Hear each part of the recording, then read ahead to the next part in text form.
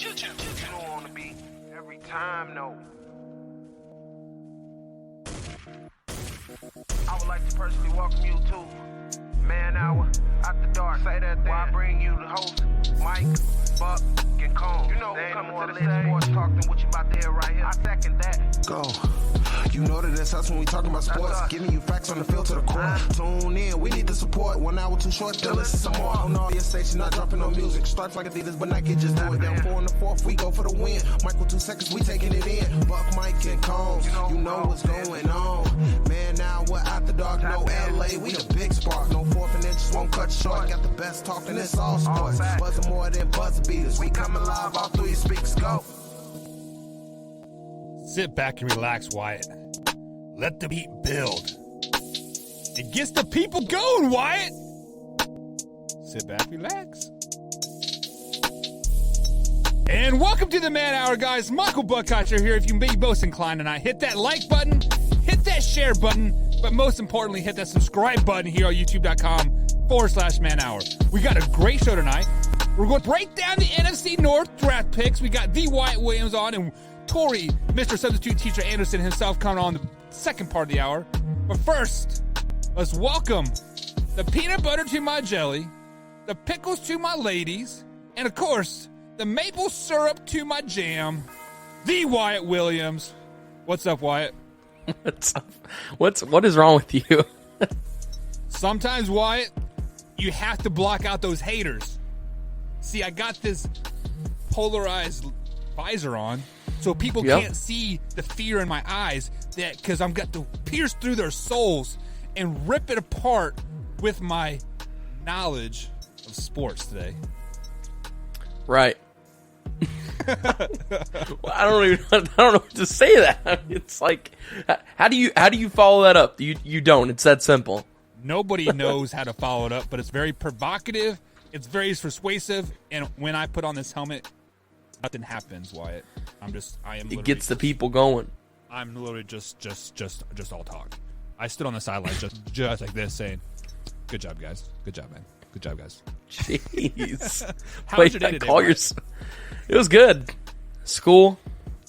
Came home from school. I don't know. It's actually kind of a boring day, you know. Mr. Dent, my radio TV teacher, today was his last day for a little bit. He's having surgery, so that's really about all that happened today. He's having surgery on like on what? Like first things first. Anytime you have a surgery, it's a serious surgery, no matter what. Is it like really serious, or just like not very serious?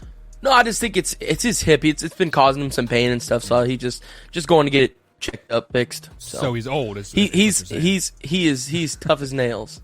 He's tough as nails. He'll come back kicking even harder than he was before. Yeah. Well, I had my little snag with my knee just the other day, and I'm coming back stronger than ever, and I'm here to smash all those people in my way. Mainly my little son. I literally ran over him. Yeah. Today. We just stiff arm right to the face. I'm like, Trip, get out of the way, son. Boom. Yeah. Oh, it was Trip. It wasn't even River. No. It was the baby. Yeah, and then I took out Trip, and then River's like, "No, Dad." Boom. Right. Have you ever been hit like right below the ribs with Wyatt? Like, it hurts. It definitely hurts. From a 3-year-old, I was like,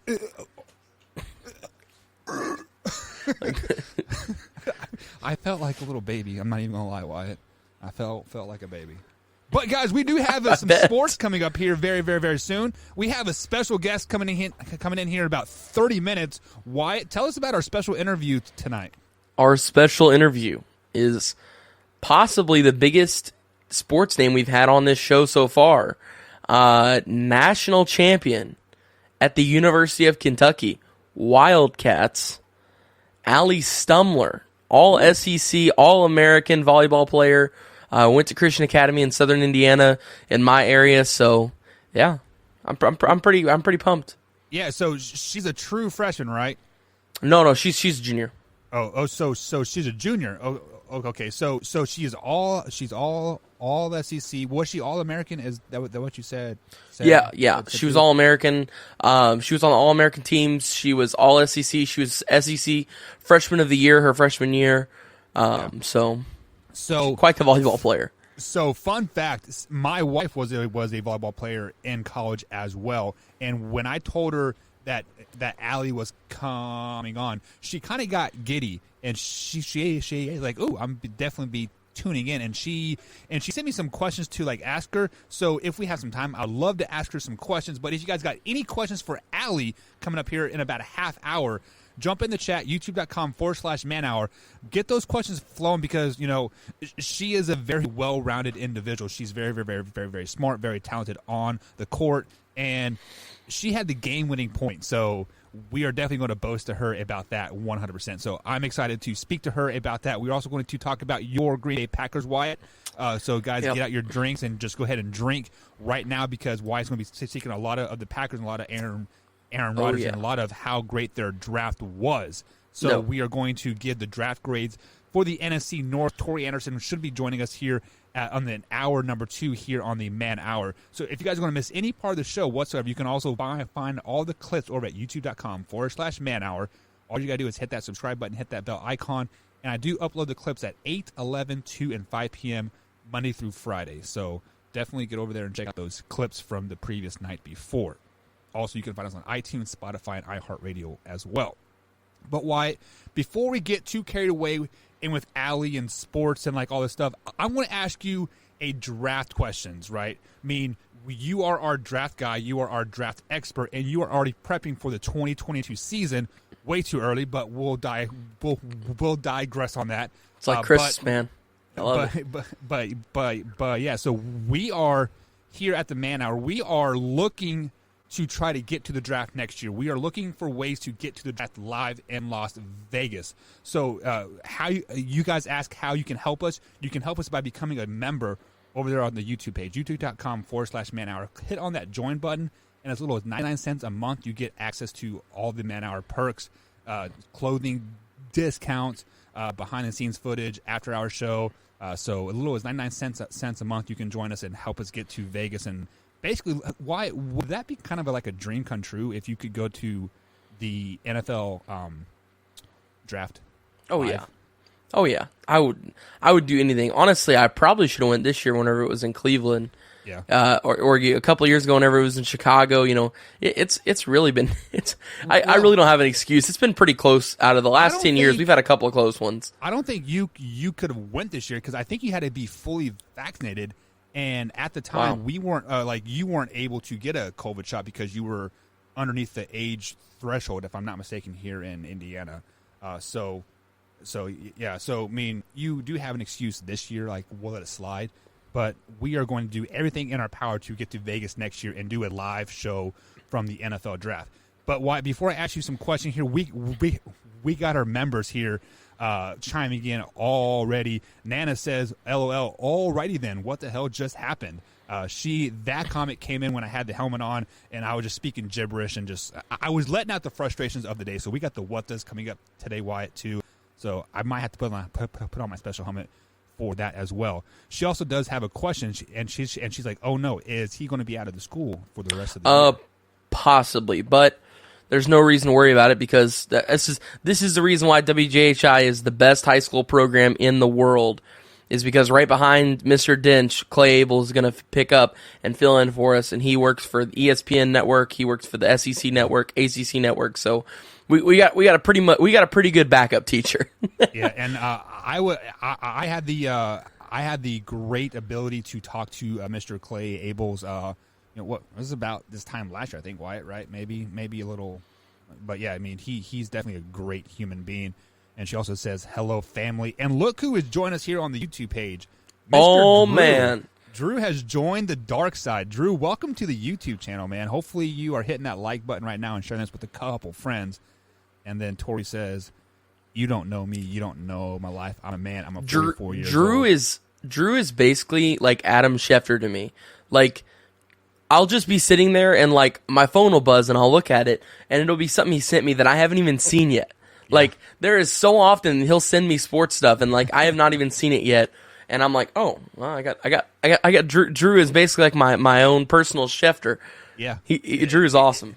Yeah, so I actually got two questions for you here. One of them came from me, like the question didn't come from Drew, but he sent me some information last night. But so I'm going to word it into a question for you. But my first question is going to be draft related. So before we get too carried away, let me ask you this question. Damon said you only have a monthly subscription, or do you have yearly as well? So YouTube only has a monthly subscription, but they take it out each month. Unfortunately, well, not unfortunately, but it's 99 cents. So I probably spend at least $10 on energy drinks a day. I'm not even gonna lie. Like I got one right here, and then Mickey gets Starbucks every single day, and I'm just like, yeah. So oh my God, you can literally help us get to Vegas by not drinking a Monster drink. Like that's just the way it is. Cut your monsters down to -2 a month. You cannot go to Starbucks. For the next 2 times you go to Starbucks, say no and donate to us. Right. So why? Let me ask you this question, because Combs and myself have been adamant that Trevor Lawrence is going to be a bust in the NFL. So I don't know why, but yes. Let's say in theory somebody. So first things first, I want to classify a NFL bust as a player that was drafted in like the top 6 and above, and just has they're only in the NFL for like 2-3 years and just not very good. I don't know. I think it depends. If they're a quarterback and they were taken in the first round and they're expected to get significant playing time and they don't, I classify that as a bust too. Okay, so that is perfect here. So let me ask you this question. If a player busts in the NFL, who do you blame? Do you blame the general manager for drafting? Do you draft the coaching staff by not developing that player? Or do you blame it on the player by simply just not having that it factor? Who would you blame if a player is a bust in the NFL? That's a tough one because I really think it depends mainly on the player and the situation. So like the Jordan Love situation with the Packers. If Jordan Love were to never play, say Aaron Rodgers stays, and Jordan Love never plays a snap for Green Bay, and they end up shipping him off, or he ends up retiring because nobody else wants him, and they'll consider him a bust, right? That right there would be considered the GM's fault. As for Jamarcus Russell, you look at him. He was lazy. He wouldn't do what he was supposed to. He wouldn't watch the film, wouldn't put in the time, wouldn't put in the work. That would be his fault. And then another example I would use for a coach's situation, I think would be Josh Rosen. I think that's a really good example for it being a coach's fault because, they spent zero time really working with Josh on the future. Pretty much once they saw that Kyler Murray was going to be there at the first overall pick and that they had the first overall pick, pretty much from then on they were like, all right, we thought this guy was our guy. He's not our guy. We now know who our guy is. And we're basically not going to do anything with you, so bye. Pretty much was what happened there. So I think it mainly rides on the shoulders of who it was. It depends on the situation, I think. Where they land, who they are, what position they are plays a lot in it. And of course, how quick they're out of the league, all that stuff. Right. And that was pretty much the typical Wyatt Williams answer that I was looking for. Let's just be flat and honest. But I think it ultimately has to land on the shoulders of the player. Just because, yes, you had talent. Because let's just be flat and honest. Very few times does a great player out of high school have that great coach to really coach them up and make them into this college all-star, right? Let's look at Zen for example.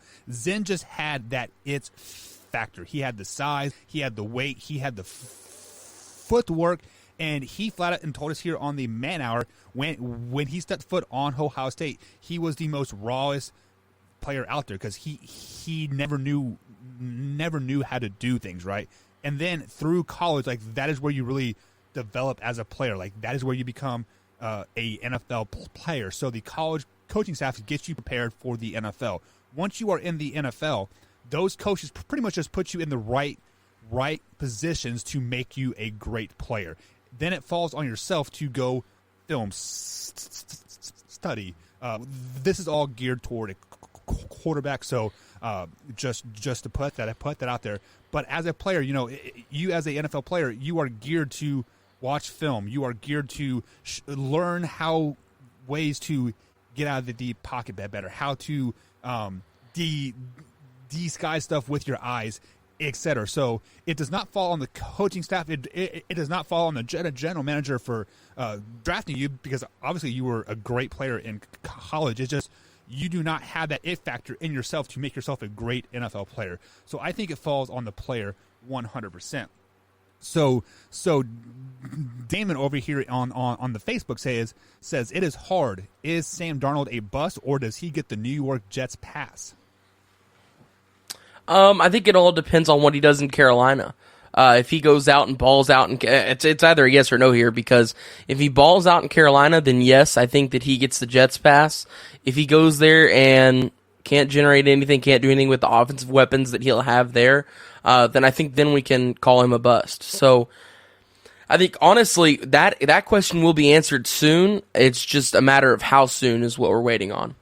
Do you give him just 1 year in Carolina, or is it like a 2-year kind of pass in Carolina? I think it's 2. I think it's 2, because still, nonetheless, it takes at least 1 year to get acclimated to everything. Right. Because you got to think, he's switching playbooks, he's switching coaching staffs, he's switching teammates, he's switching houses, he's switching cities, he's switching facilities. Where the cafeteria every day is different, the food is different, everything is going to be different. Nothing is going to stay the same.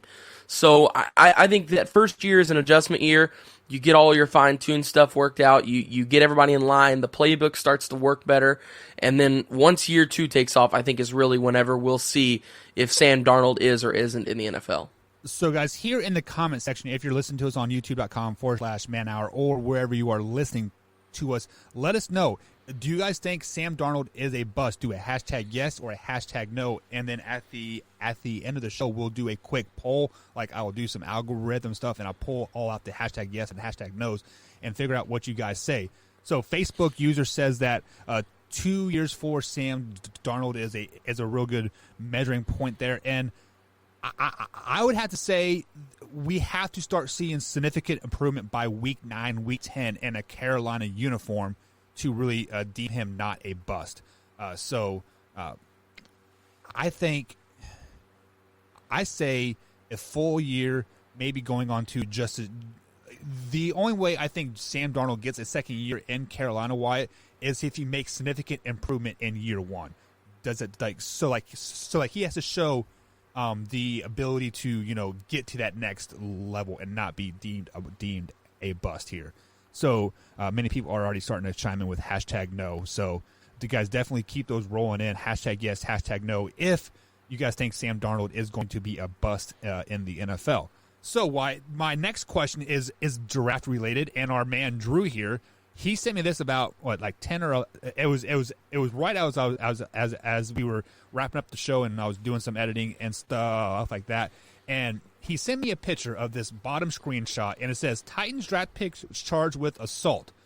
So it was Rashad Weaver was charged with assault stemming from an April 18th incident.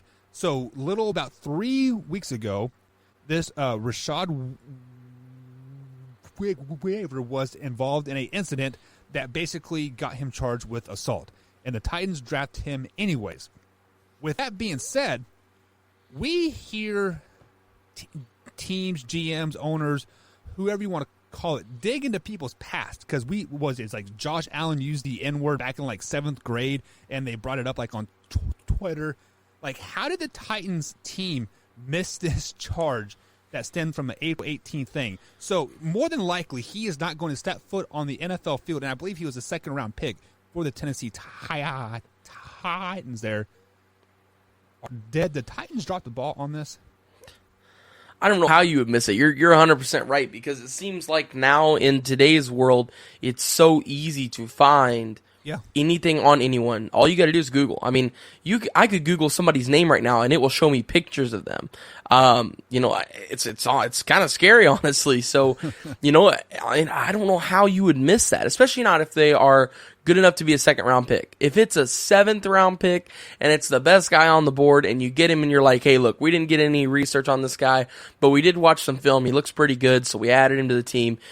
That's fine. But this is a second-round pick. I mean, you had to do some kind of not a background check. I mean, this is not like a criminal report or anything, but like you had to do some kind of a. First of all, it is a background check just because you're getting ready to make millions of dollars for the next 3 or 4 years. Damn right I'm doing a criminal background check. Yeah, no, I see what you're saying there. So I don't know. I really have no clue how they missed on that because, like I said, it seems like everything else in this world is so like you can find anything, but I don't know. Maybe they just didn't look. Maybe they got exposed for not looking. So why? Let me give you some insight of my life here. I am a system administrator. I have access to servers and stuff like that. I mean, like I could, in theory, shut down a motor company with a simple Control J F12 and bada bing bada boom. That place is shut down and they're losing millions of dollars. So I don't make millions of dollars, like obviously, because I'm doing a show with like you, like you know, on our free time. So Ouch. no, like there you that's go.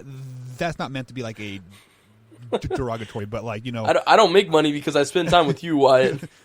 basically, right? No, but with that being said, I did a federal background check that went 12 years back into my history.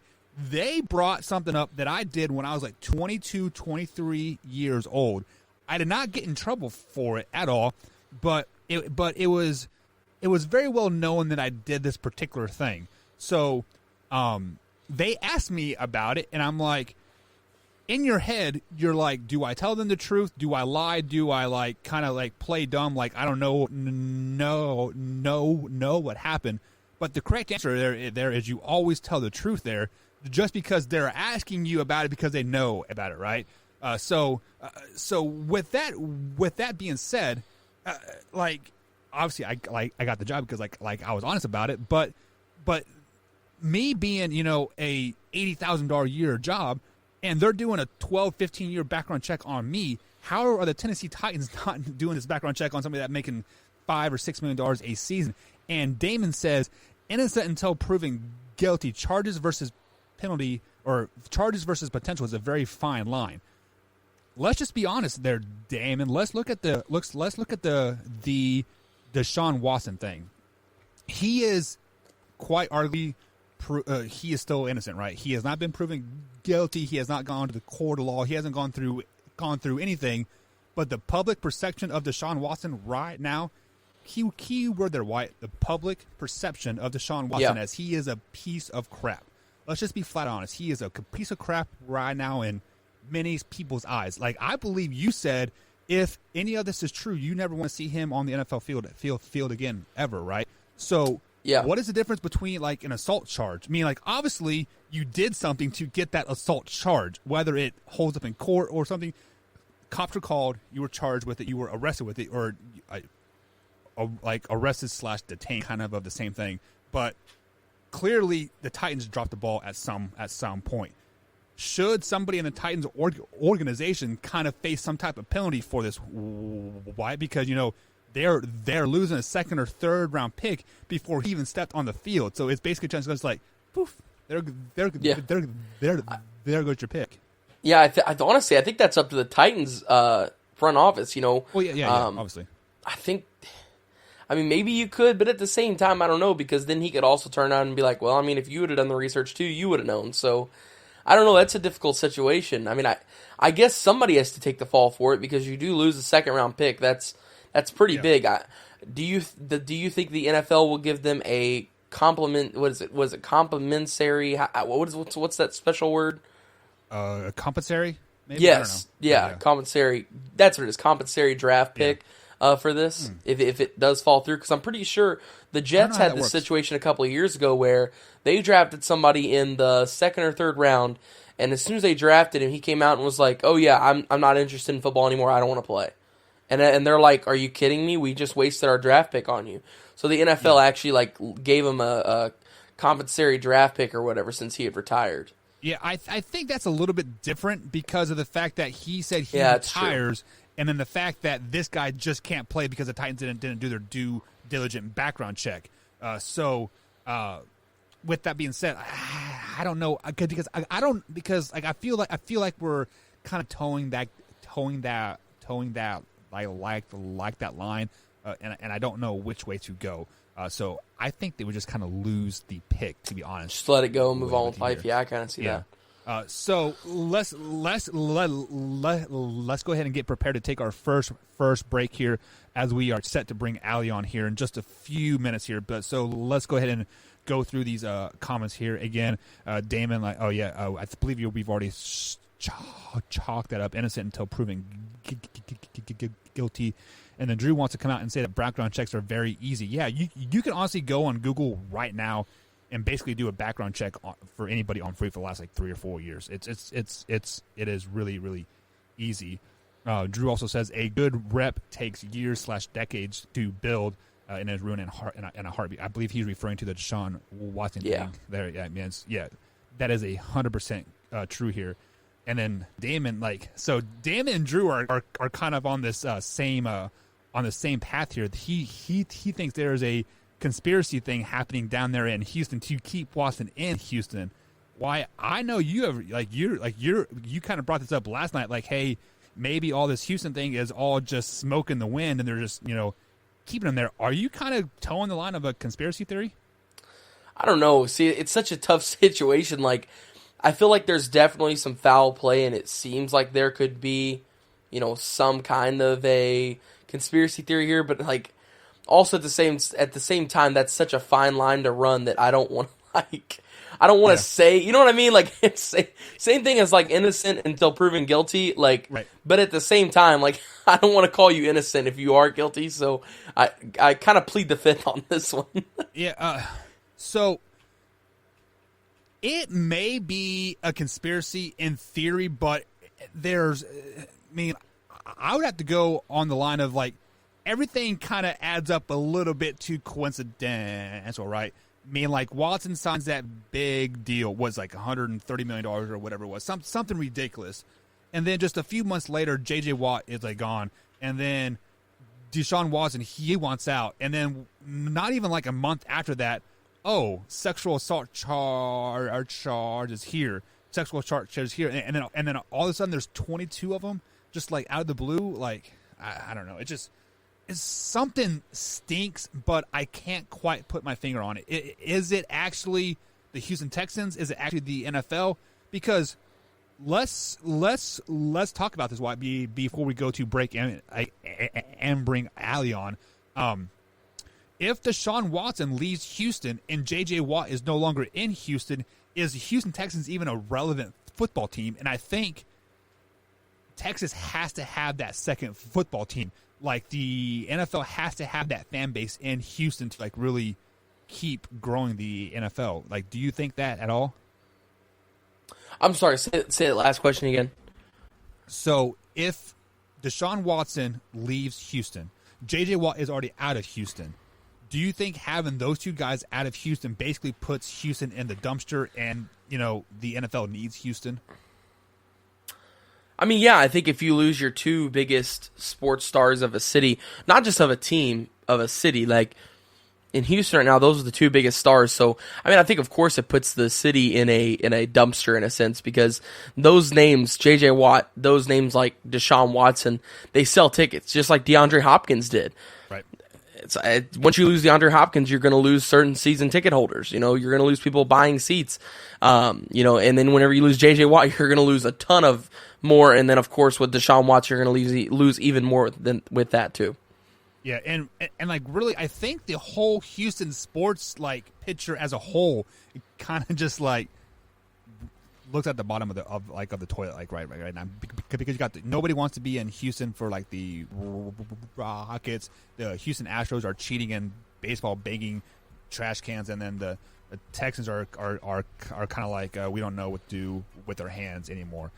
So Ben comes out and says, when is Ali going to be on? We are going to take a quick break, Ben, and then we will talk to Ali here in just a second right after our break. So stay tuned here on the show, guys, the Man Hour here on Big X Sports Radio, and, of course, 1450 AM as well. So we'll be right back here in just one moment.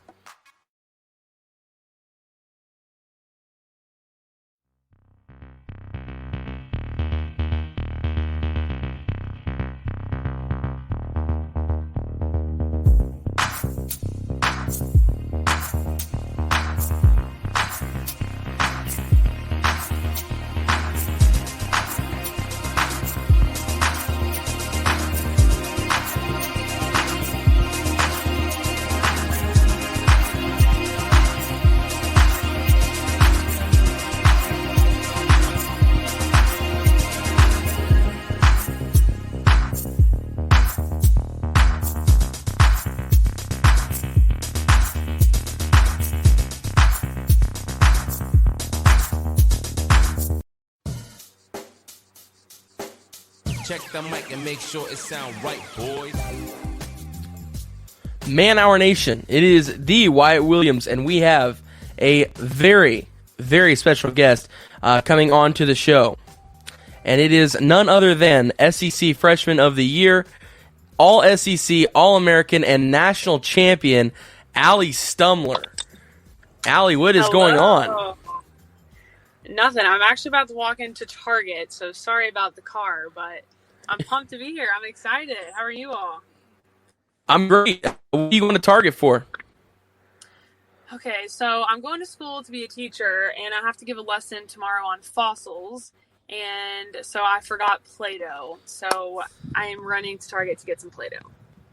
Nice. Well, if you need a fossil, Tori will be on the show here in about half hour, and he is the oldest guy here, so he is definitely would help you out there. Okay, perfect. So pretty widespread of a question here, just to get us kicked off. National champion. What does that mean to you? It's just everything that we've ever dreamed of and more. All the interviews over the past couple weeks, and I think Madison Lilly, our setter, said it best that there's no group more deserving. Whenever we were fighting for our, I think we were in the Elite Eight, maybe even the Final Four, I can't remember, but we're all like hyped up, like we're about to win this game, and like everyone's going crazy, but we still had like half a set to play, but everyone just knew like we're gonna win this game. And then she like brought everyone in, and she's like, "Hey, listen up, like." We haven't done anything yet. We need to put the foot on the pedal, but like no one's more deserving than us. Like we deserve to be in this moment. We've prepared, we've worked hard, we've trained. So like act like we belong here kind of deal. And I think that's so true of this team. We've been working for almost a year now. I think it's been like 9 or 10 months just for a moment to get in the gym and compete. And that's finally, that moment happened and we performed exactly how we wanted to. So I think it just is so deserving, especially with a group like this. Yeah, so you guys won the national championship 3-1 over Texas. What was your first initial thoughts whenever you had hit the ball over the net and it hit the floor? I don't know. It all happened so fast. It was just like a crazy moment. But I think the best part was definitely like everyone landing, you see the ref, like we get the point, and then everyone just comes down and is like cheering, and then we look to the bench. I think overall, like every game that we won, that's exactly what we did is we all cheered and like looked to the bench for all 15 to cheer together. It wasn't this is us, like only the 6 on the court, or this is about me, or this is about you, but it was all 15 of us. Like we've all worked to be here. Like, let's all celebrate together, which definitely was just like, I think running through everyone's mind of like, we always say the power of 15. So there's 15 of us and like, we don't get the job done without all 15 of us, which is so special. Yeah. So you had the final kill in the national championship. Were there any nerves as you see the volleyball kind of get popped up to you? It was set over to you. It looks like just a routine play there in volleyball, but were there any nerves, as you wind back to hit the ball? Yeah, I think at that point the nerves were kind of gone. It was more just, definitely when we start the game, you kind of have the adrenaline, the nerves, the anxiousness. But once you get settled those first 10 points, like for me personally, it's like this new person kind of takes over. And it's like, we're in it to win it. Like, let's do the dang thing.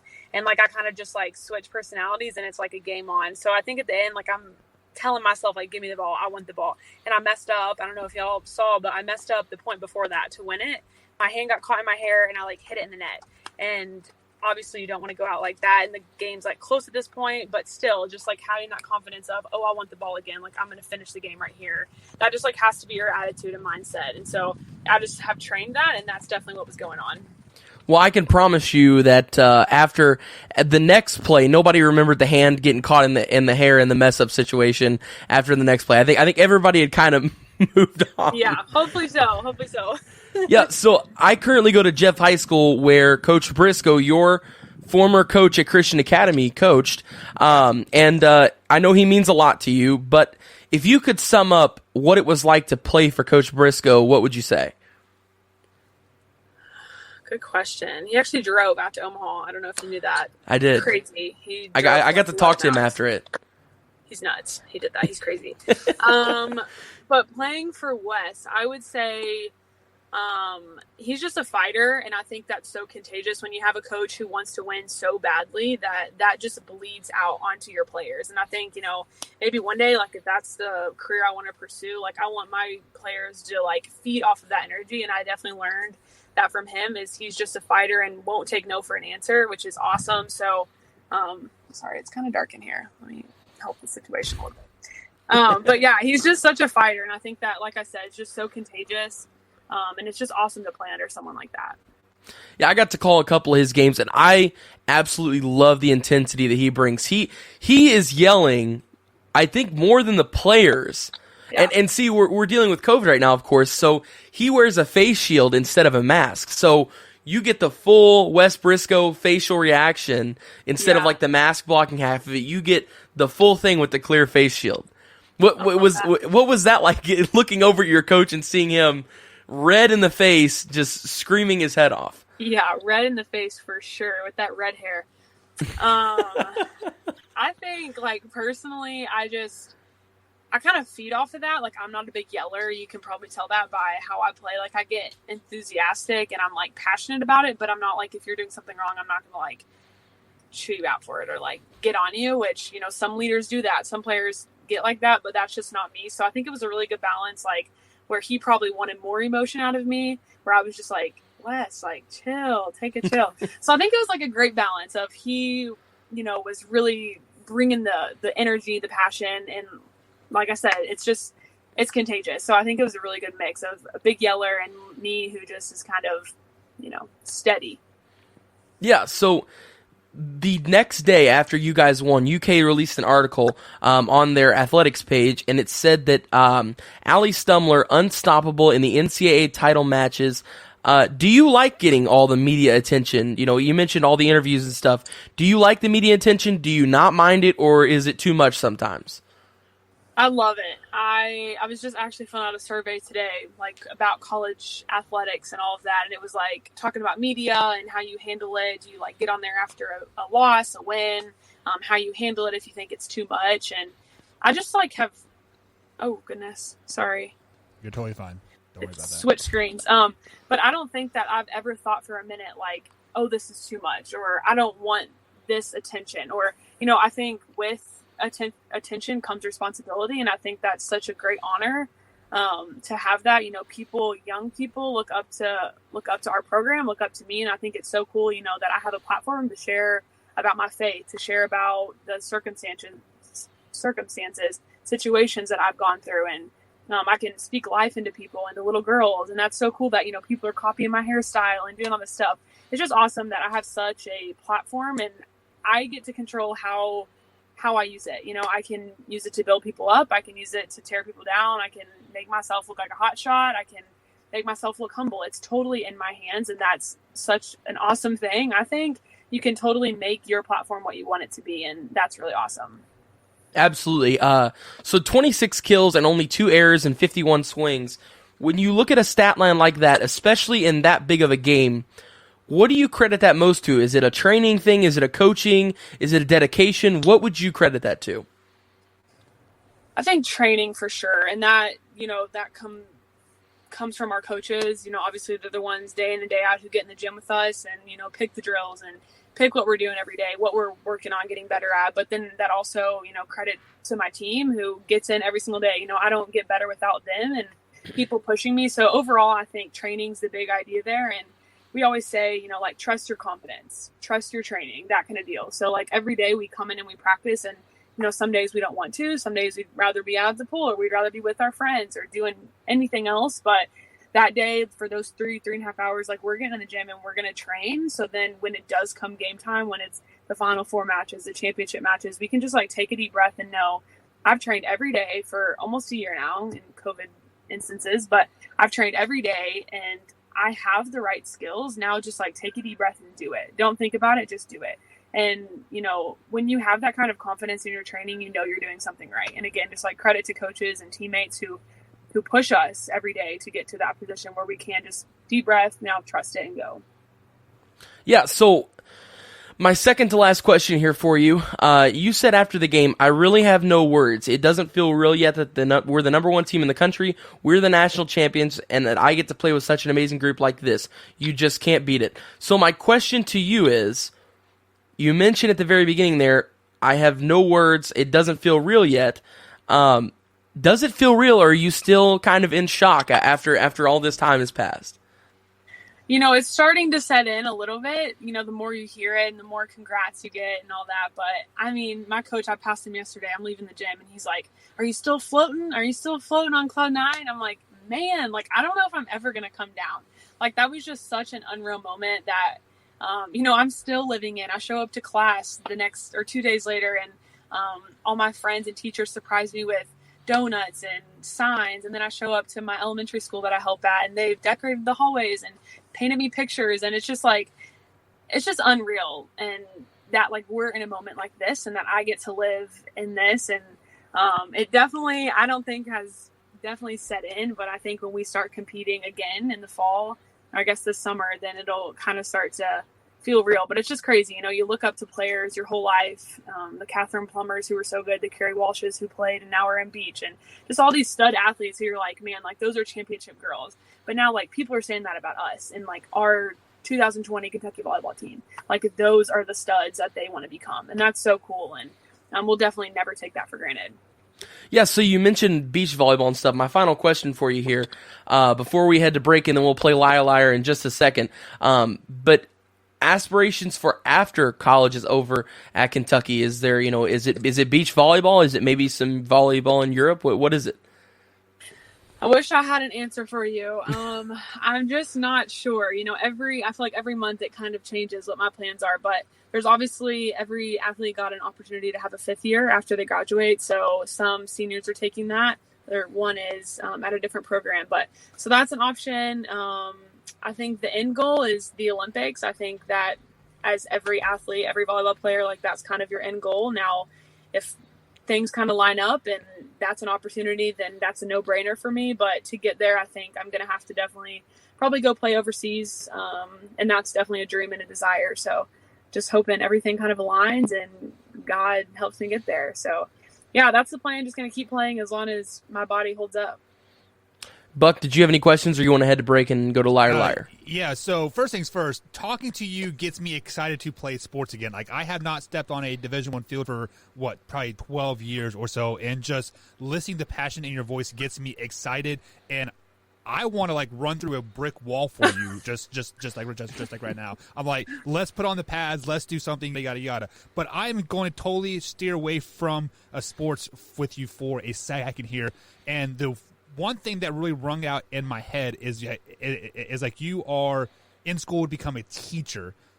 First things first, it takes a very special person to become a teacher to deal with the things that you got to deal with in and out of school.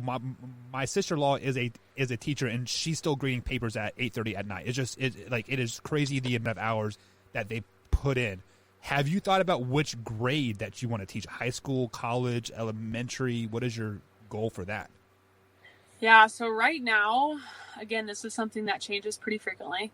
But right now I would say probably second or third grade. So at UK, they kind of do the education program. So your last 3 to 4 semesters, you're totally immersed in the school. So I've been in third grade, second grade, and then next year I'll be switched to either first or fifth or whatever. But yeah, so I'm thinking second or third. I really love that age. They're independent, can, blow their nose by themselves, eat by themselves, make good decisions, but also they're young enough to where they're still sweet and not super stubborn. So I'm loving that part about it. But yeah, so far it's been awesome. I just love to give back. I think, like you said, it takes a special person. So yeah. I'd like to think that I'm someone who can take on the challenge, and I definitely think this experience of volleyball has 100% prepared that, just the discipline and the drive. For sure. Yeah. So, yeah, we'll see. I'm loving it right now. We'll see if that continues. And you also said something about possibly being a coach, and I could tell by just the passion and the excitement in your voice that you have for this sport, that if I had a daughter, I would love for her to play for you 100%. So there are many people that we have interviewed, and they say they want to coach and then come back to their old high school and coach. Have you ever thought of that at all? Maybe coming like after you're done playing in Europe or the Olympics and training, to come back and be a high school coach? Yeah, definitely. I don't really know what area I'll end up in, whether I will be back home here in Lexington. I have no idea where I'll end up, but for sure, I think that's something I've 100% thought about, is maybe teaching and then coaching on the side, or coaching. You know, I played at club volleyball over in Louisville at Kiva and at Union, so maybe getting a little side thing there or whatever. But like you said, just the passion is unbelievable, and I think and pray that's something that I always have for the sport. So definitely right now, I would love to coach and just help younger generations see and feel the passion that I have for the sport, and know that dreams really can become a reality if you go about it the right way. Yeah.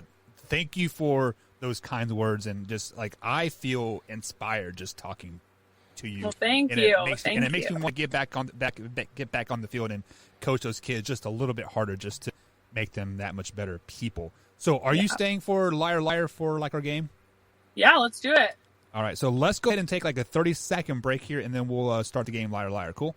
Perfect. All right, guys, we'll be right back here and momentarily on the Man Hour. Let me give the crystal ball. There it is. Oh.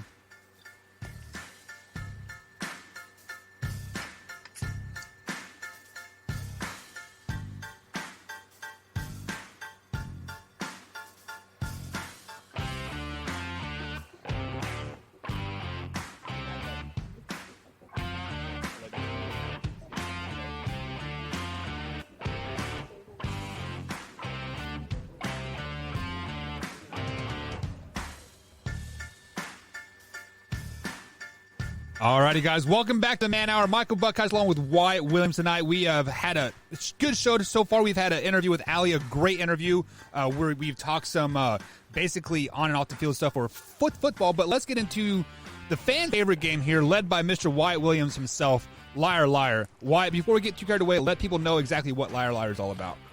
Yeah, so Liar Liar is a game we play here. Basically, I give 2 lies and I give 1 truth, and we go back and forth. One person goes first. You cannot pick the same answer as the person that went in front of you. And yeah, first person 3 points wins it. So basically, you just try and pick out which one's the truth. So, Allie, hence the name Liar Liar. Not to scare you, but I am very, very good at this game.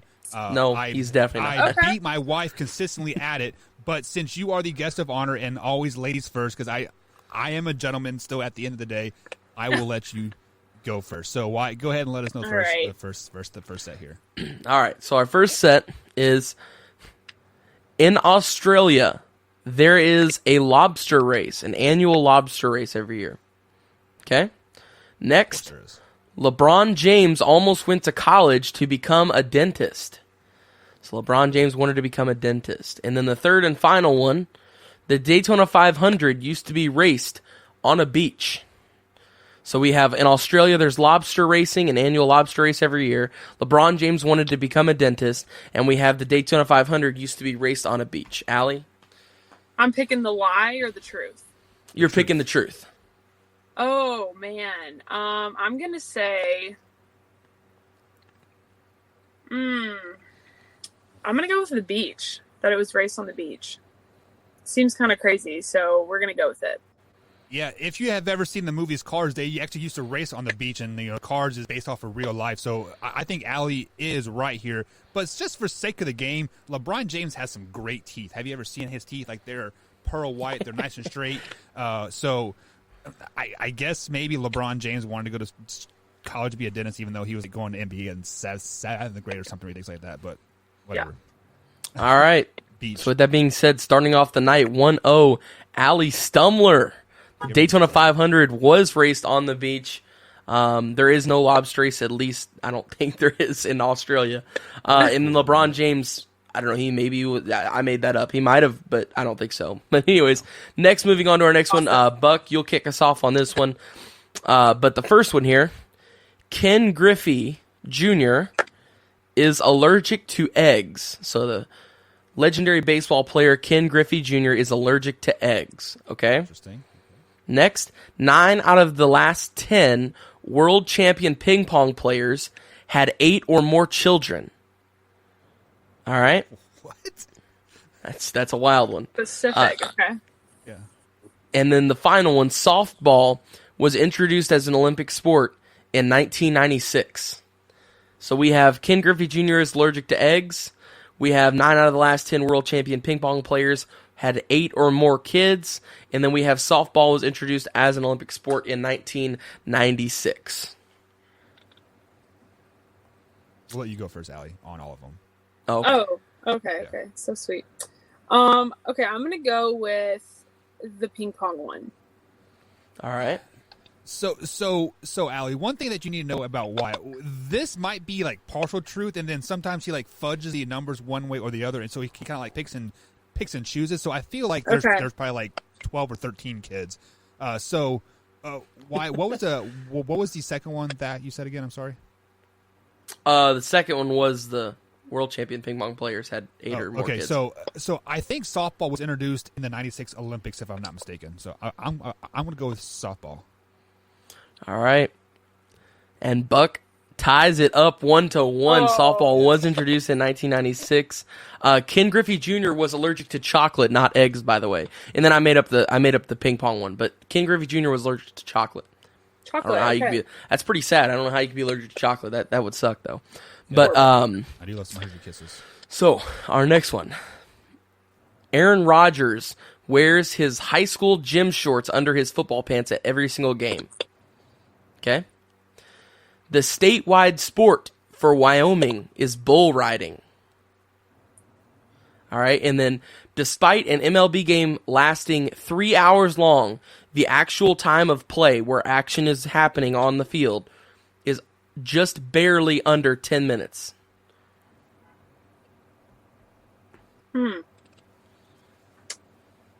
Man. What was the first one again? Oh, the shorts. Yes, Aaron Rodgers wears his high school gym shorts under his football pants. That seems a little ridiculous, but I'm going to go with that one. Yeah, that does seem very ridiculous because Aaron Rodgers is, 36, 37 years old, and I'm not much. I mean, I'm about 32. But back then, our shorts were baggy. I mean, like, they're below the knees. We're like gangbanger shorts. So that'd be really hard to wear underneath football pants there. So I'm going to go with the actual game time of baseball is only 10 minutes long. All right, starting off the night 2-1, taking the lead is Buck. Yes, sir. Dang, I knew that was a bad guess. Yeah. It's okay. I'm a sore loser. I hope you know. I'm a really sore loser. Your house is going to be egged. I mean, something. Hey, she's going to come find you, Buck. I am the most witted person ever, so if you egg my house, I'm going to fork your yard. So. Okay. All right. I like it. Let the games begin. All right. I just have to win, and then we'll be fine. Yes, but you won't. So the next one here. No high jumper has ever been able to stay off the ground for more than 1 second. All right, the next one. The most popular pro sports team in Alaska is the Miami Heat. And then the final one. Righties are better than lefties at reaction time sports. So we've got no high jumper has ever been able to stay off the ground for more than 1 second while jumping, of course. And then the second one, the most popular pro sports team in Alaska is the Miami Heat. And then the third one, righties are better than lefties at reaction time sports. High jump's the one with like the pole you jump over the thing? No, that's pole vault. So high jump is where it's the pole and you run and you run backwards. Jump or not run backwards, jump backwards. Yeah, okay. Oh, okay. I'm gonna go with the last one. All right, righties are better than lefties. Yeah. Well, Allie, are you a righty or a lefty? I'm a righty. That's why we're better. Yeah. Okay, that's why you're better. Exactly. So, first thing first, a second is a long time. So things that can happen in a second, you can blink like 57 times. You can throw like 16 baseballs, or you can blink 57 times in 1 second, Buck. In a second. Yeah. I would like to see that. It's I like don't science. know about that. I'm half Bill Nye. So what was the first one again, Wyatt? I'm sorry.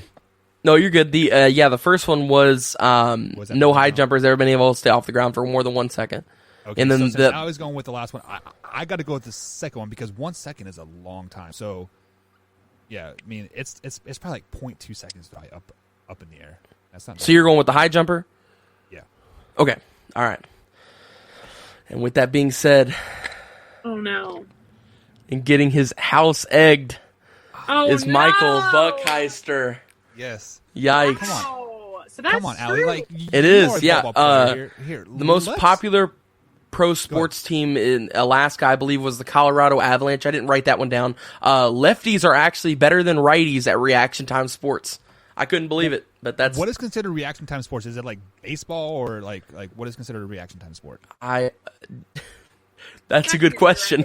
I don't I'm know. gonna need a fact check on that one. Yeah, because like I think of reaction time sports, I think of like ping pong, tennis, baseball. Yeah, like Yeah. I don't know. that's what it said. It said that lefties, a study was done, and lefties were better at reaction time sports than righties of a survey taken of however many athletes it was playing whatever reaction sport it was. But yeah, and lefties were better, so I said righties were. And then, like I said, the Alaska one, I'm not sure I think it was the Colorado Avalanche were actually the most popular team for Alaska. And then it is true that no high jumper has ever been able to stay off the ground for more than 1 second. That seems crazy too. I feel like Yeah. you could stay off the ground for a second. Why? I bet you pole vault jumpers that jump like 50 feet in the air aren't off the ground for more than a half a second. I bet. No, they're definitely in the air for longer than a second. I'm That's thinking high like up there. 5 seconds.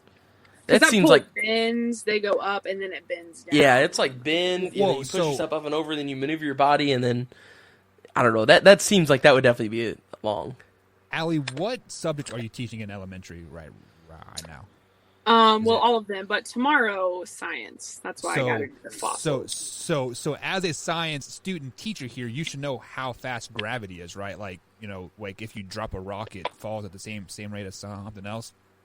Like, I should, yeah, something I should know, but that's what we have Google. No, like I'm not trying to be like a smartass, but when you do like a rock, like that's got to be only like 0.2 seconds. Like watching your volleyball highlights here, like look, like you are jumping here. Let's pull it up here. You are jumping and spiking the ball, and it's maybe like a tenth of a second you are actually up in the air. See, it seems so much longer. Yeah, see, look, 1/1002. So maybe 0.2 seconds. But either way, sorry, Allie, I had to No. ban your parade. You're getting your house egged. That's Yeah. all right. Yeah, you just better sleep with your eyes open. Is all I gotta say. Oh. All right. Thank you for joining us, Allie. It was one of the best interviews that we've ever had. So Absolutely. Thank you so Absolutely. much. Absolutely. Come back Anytime. anytime. Right? You're a junior? Yes, junior. Are you staying at UK for 2 more years? I don't know yet. Definitely one, but we'll see about the 5th. I have to make my decision sometime within the next couple months. So Are you on progress No. to graduate this next year, or you are still 2 years, 3 years out? next year, next spring, So- I'll graduate. Yep. Yeah. I was a 6-year senior myself, so 6.5. Okay. 7. So, no. Love it. There you go. Buck You just- Buck played at K-State, but he never won a national title. So all see, he beat you in liar liar, but you've at least got a national title at the end of the day. So All right. I mean, all right. So I it think kind of I- balances itself out. Yeah. I'm thinking I'm winning right now. All right. I was always the bridesmaid, never the bride in college, high school. So, Allie, thank you for joining us. Enjoy your Target run, or as we say here in Louisville, Tarjay, right? Yep. Target. Fancy Tarjay. But enjoy. Tarjay. Have a great time. Stay safe, and thank you for joining us. Thank you so much, Allie. all. Thank you all. Bye.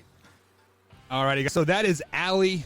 Great interview. Why we are going to start to try to make some games in with our interview people just to have some fun with them. That was probably the most humblest national championship winner that you could probably have ever. That was awesome, dude. Yeah. That is. I see, and like I love all my friends, so I don't want to call them out here when I say this. That was probably the best interview I've ever had in my entire life. Well, it Easily also top helps 3. when like she is such a like I said, not dog like anybody, but she is older, she is more mature, and she's very, very well spoken. I mean, she's going to be a freaking teacher. You have to be well spoken, right? I Yeah. would never become a teacher because I sometimes get words mixed up and whatnot. But nonetheless, guys, we are going to take a quick little break. On the other side of the break, we have the world famous What The. Yes, a day early, but yes, why we gotta get some stuff off our chest, right, man? So we got the What Does coming up. We got Tori Anderson just right our corner as well. All that and much more, guys, here on the Man Hour. Stay tuned.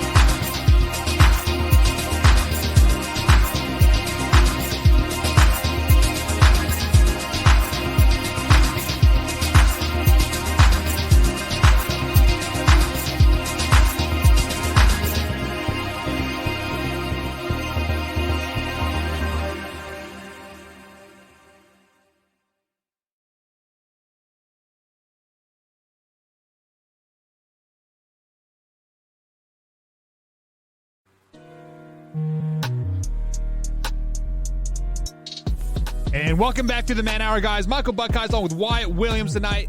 You can find us at Man Hour _Buck and, of course, Man Hour _TWW for the Wyatt Williams. If you missed any part of the show whatsoever, or you want to simply go back and replay that great interview with Allie, head over to youtube.com/Man Hour, and that clip will be up tomorrow morning. So that will actually be the first clip that I upload tomorrow at 8 a.m. is that interview with Allie, because, honestly, why she got me so hyped to play and just go strap on the pads and just run through a brick wall. I was hyped just talking to her. So I know, yeah, I was super pumped. I was bragging to everybody at school today. I was like, hey, you're gonna want to tune into Man Hour. Guess who's coming on today? And they're like, oh, who? I told Dinch, Clay, and all of them. I was like, Allie Stomer's coming on today. They were like, really?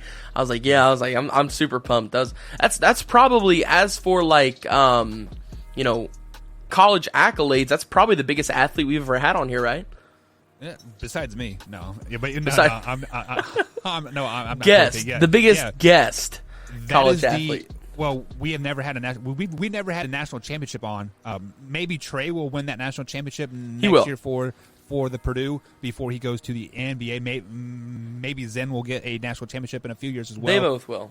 So only time will tell. But this is hour number 2 on the Man Hour, guys. We had the world infamous What Does coming up. But speaking of what the heck is Tori Anderson doing? What's up, Tori? Not eating Mission Barbecue, that's for sure.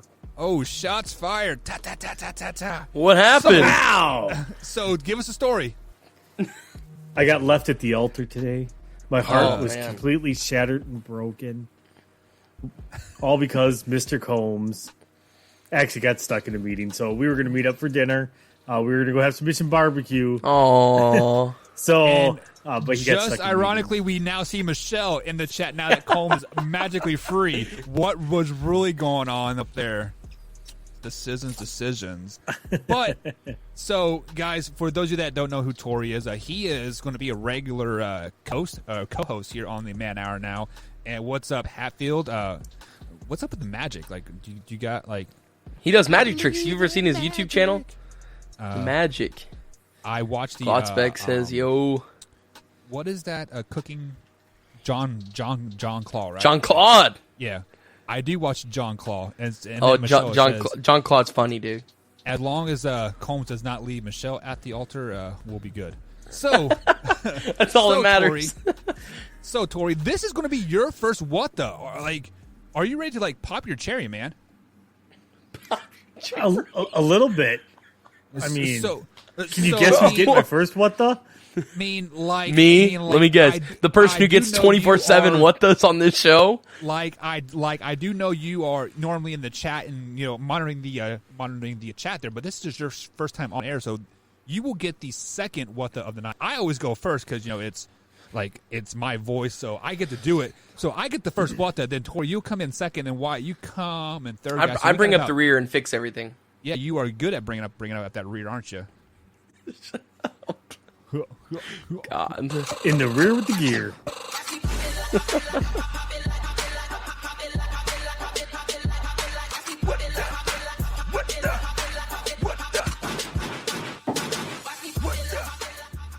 So my first what the of the night is going to go out to my boss. First of all, my boss is the coolest person ever. She is awesome. She always checks in on me. We have drinks on Friday nights. We have great times.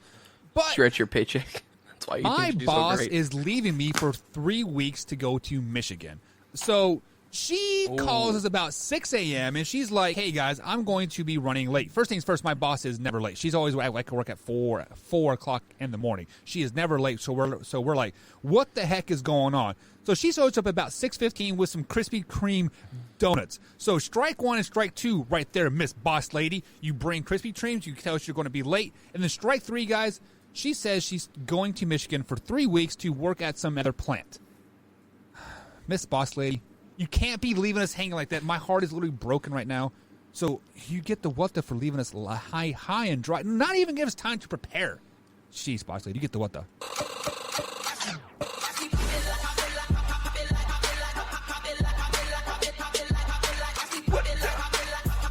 Get him, Tori.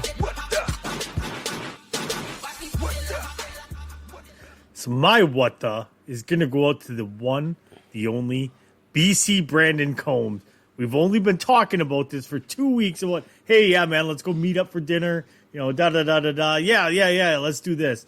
And then all of a sudden he's like, hey, I text him at like 3:30. And I'm like, hey, I'm done at 4:30. It takes me about an hour to get there. Just let me know when I should leave. He texts me at like 5 o'clock. And he's like, hey, man, I just got out of my meeting. I have another meeting at 5:30. I'm like, what? He's like, yeah. I'm like, all right, well, okay. The timing just didn't work out. So, BC Brandon Combs, tonight you get my what the.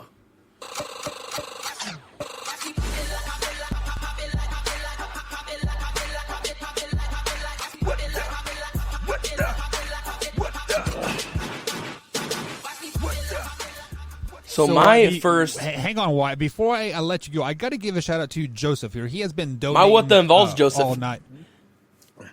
Are you done, Wyatt? Are you done interrupting me? Do I need to mute you? I mean, just because you lost in Guess Who, you lost in Liar Liar, you lost in all your other games that we always play. Joseph gets a big shout out tonight, man. He is definitely manning down that chat over there tonight, and definitely appreciate it. So, Wyatt, apologize to Joseph right now. I'm sorry, Joseph. It's actually Joey. He goes by Joey. Now, so you apologize to Joey. Now, well, his name says Joseph. So, with that being said, Joey, comment on your... Collect yourself and apologize. Does he say, right whoa? I can't. Wyatt, you know I can't be serious if you ask me to be serious. Apologize. When you say pause, it makes it worse. Oh, and by the way, hold on. Okay, I got this. Okay, well, I got my next what the comment. All right. I'm sorry, Joey. All right, now you get your what the. Whoa. So my first what the goes sorry. I'm sorry. My first what the goes out to Berry Twist. All right, so I was hanging out with Joseph Glotzback, Joey Glotzback the other day, and we go to get some ice cream. All right, so we stop at Berry Twist, and we order mediums. How big do you think a medium is, Buck? How big do you think a medium cone is? Bigger than a small, smaller than a large. That's a good answer. It is. But if you would have said a foot tall of ice cream, you'd have been right. It was a foot tall of ice cream. It got everywhere, all over ourselves. My dad's truck. Don't tell him I told you that because I cleaned it. And yeah, it was quite the experience. So, my first go at that goes out to the ice cream cones that I was given. It was delicious ice cream, by the way, though. So, yeah. But hey, my what that goes out to the ice cream cones.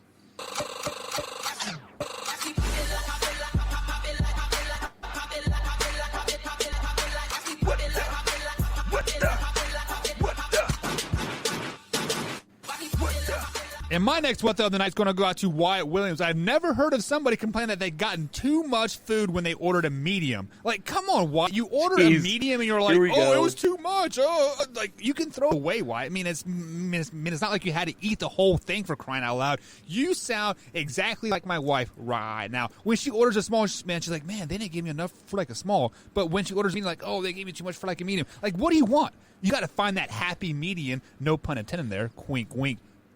With that being said, Wyatt Williams, drink. You get the what the, man.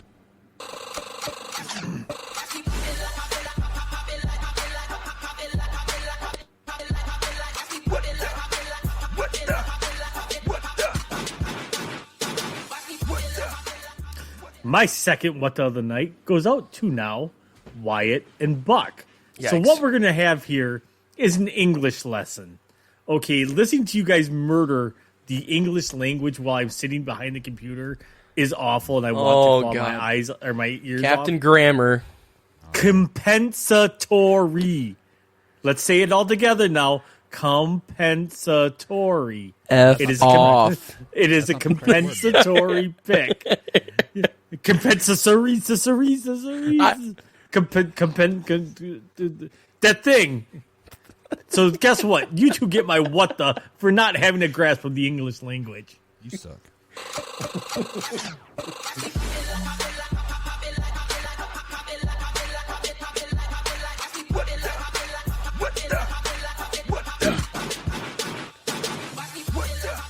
And my next what the goes out to YouTube, and I'm sure they're going to kick me off for saying this, kind of like they did on draft night, continued to kick us off of our live stream. Ladies and gents at YouTube, we're just trying to make a living here, okay? We're just trying to do live, raw, and uncut sports, and you are interrupting that, all right? So, I don't know why, but you're doing it. So, and you did it real bad on draft night. You did it a little bit last night. My grandma told me, if Nana caught you, you're definitely caught. So, you know what? YouTube. Dude, you get the what the.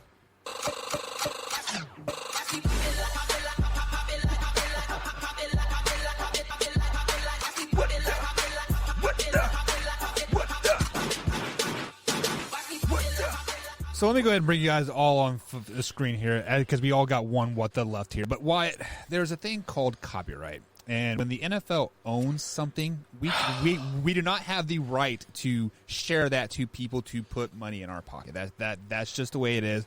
That's why it was blocked in the United States. However, you can still watch it in Canada, right, Tori? But the only reason why I say that because somewhere it says Joey says I don't think you can talk, man. You sound Canadian. So that's the only reason why I said that. But my next what the is going to go out to all the people in the world that try to sneak dish Man Hour. I would call you guys out individually, but you really don't want our time besides the what the segment. So I'm going to Wyatt, let's just call them Matthew, okay? So Matthew likes to subtly throw jabs at the Man Hour because we do this wrong, we do that wrong. But you know what there, Matthew? We do what we want. We are growing. We have the best foundation. We have the best support system out there. So, Matthew, you get the what the, man. Shut the fuck up.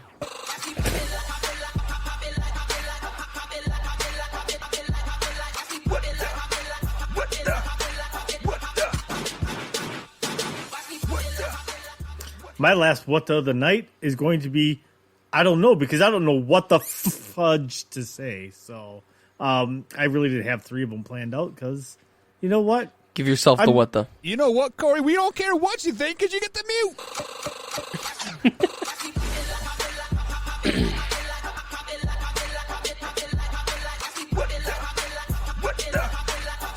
My name's Tori, not Corey.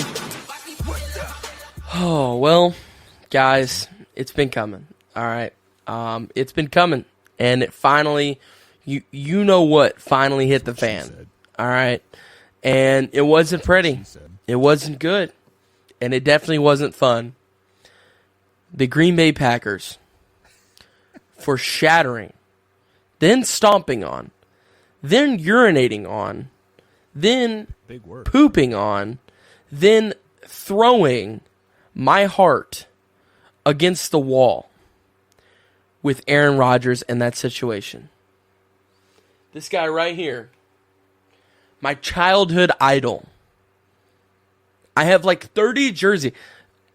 I have a clone trooper in my room from Star Wars that has an Aaron Rodgers jersey on. My hero. And you have royally screwed him over to the point to where now he does not want to wear the G that represents greatness from Lombardi and Lambeau and down. He does not want to represent that brand anymore. And to that, cheeseheads, I'm sorry. Green Bay Packers, you get the what the.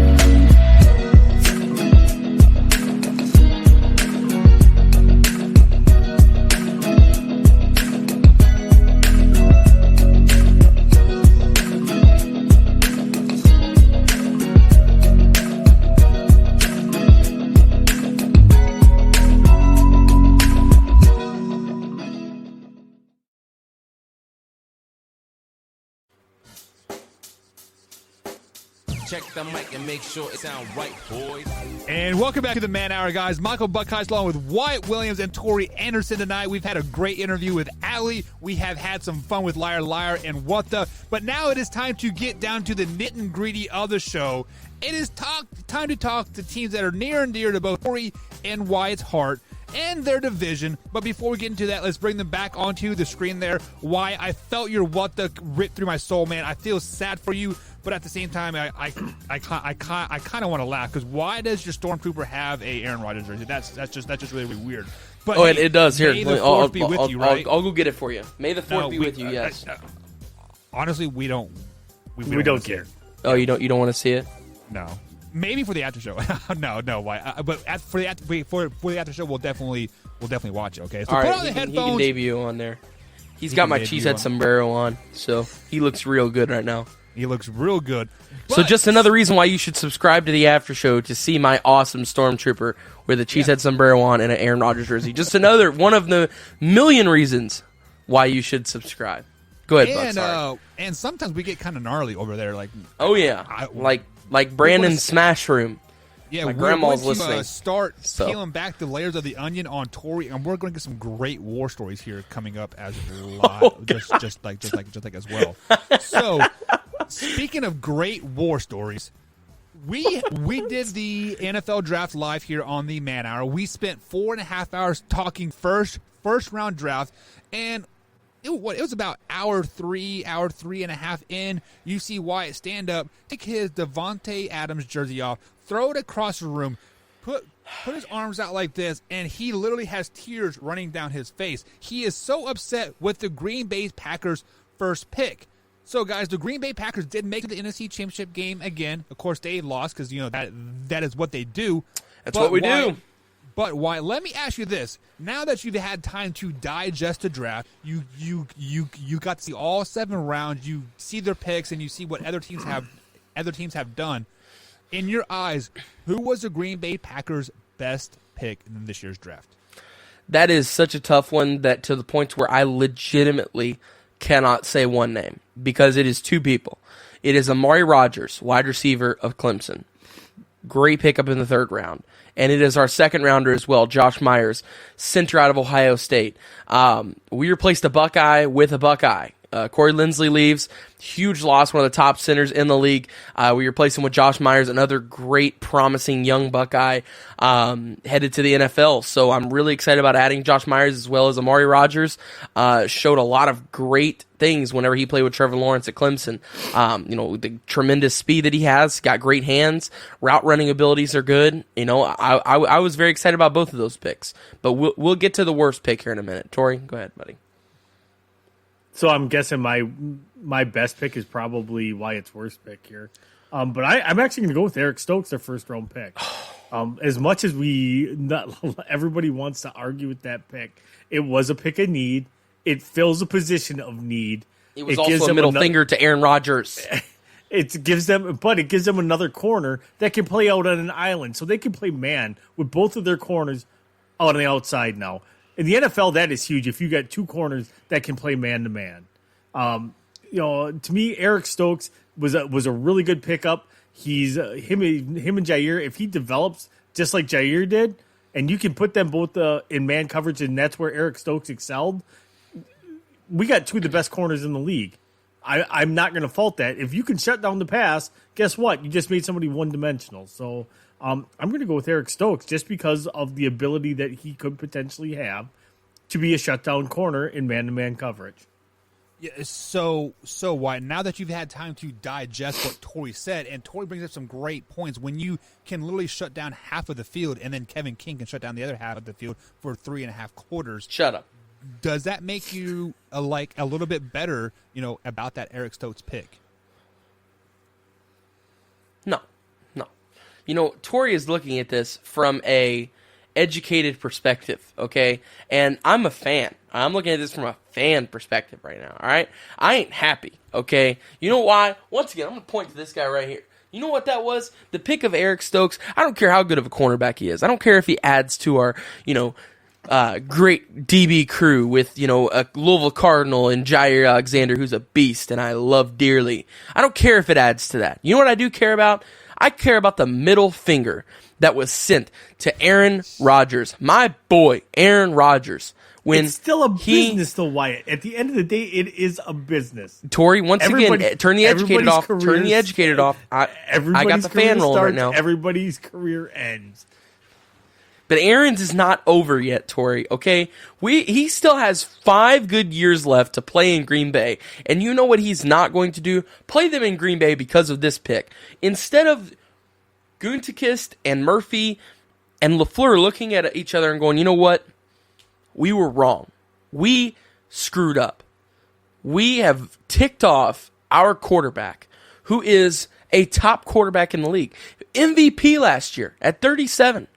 Playing at some of the best football he's played in his career.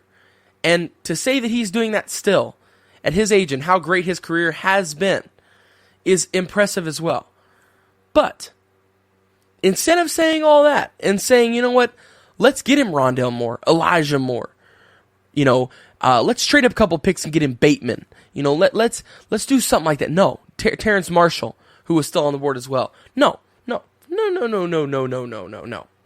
What do? We say, oh, hey, Aaron, here's a cornerback from Georgia. A corner. That is all. Wyatt, you have some fans here in the chat. They're telling me to mute Tori and just let Wyatt talk. But sometimes, Wyatt, you got to be reeled back in a tad bit here, because I'm going to take your words, I'm going to eat them, and I'm going to regurgitate them so you can understand them here. You said Green Bay Packers have a top 5 receiver core on their team right now. Why do you need to add Rondale Moore? Why do you need to add the other Moore? Why do you need to add anybody in wide receiver when you don't have a top 5 receiver core?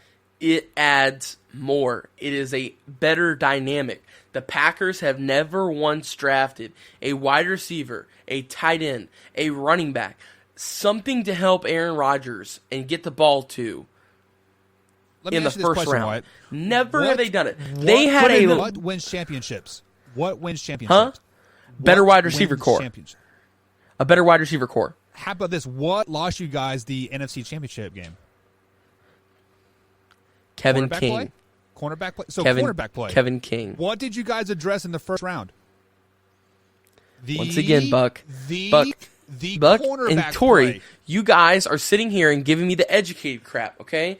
People are on here saying mute Tori and let me talk. No, we can't do that because Tori adds an educated side of things here, okay? So we need Tori, but in a sense of through and through here. Yeah, I am. Yeah. I will admit that before anybody else because, all right, I am angered at this, all right? The fan has come out, okay? I have tried to keep this in, but I can't anymore, okay? There just comes a certain point when you've had enough, all right? And I've had enough of this crap with a capital K in crap. That's not how you spell crap. That's how I'm spelling crap, okay? That's exactly how I'm spelling crap. So let's go ahead and reel this in here before we get too caught up on the time frame here, because I think we're going to go really deep into the Bears and Vikings moving forward here. But Tori, I want to kick it to you first. Who was the worst draft pick for the Green Bay Packers? So, and I'm going to be dogging on my own kind here. Their 6th-round pick, Cole Van Lannon. Cole Van Lannon was a really highly rated prospect out of Bayport, which is in Green Bay. Went to the Wisconsin Badgers, offensive line, had all the promise in the world, but regressed his last 2 years. Like, he was really dominant his first 2 years, and man, we got a good one. But he just kind of plateaued and went downhill the last 2 years. He's not athletic enough, I don't think, to stay at tackle. The one thing the Packers do like to do is go get those guys that are tackle guard combo types.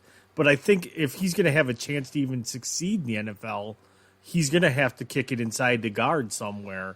And I don't know if he's going to have the strength in order to hold up at the guard position in there. It was a 6th-round pick. He was projected to pretty much go undrafted. So if you ask me, they kind of reached a little bit for him.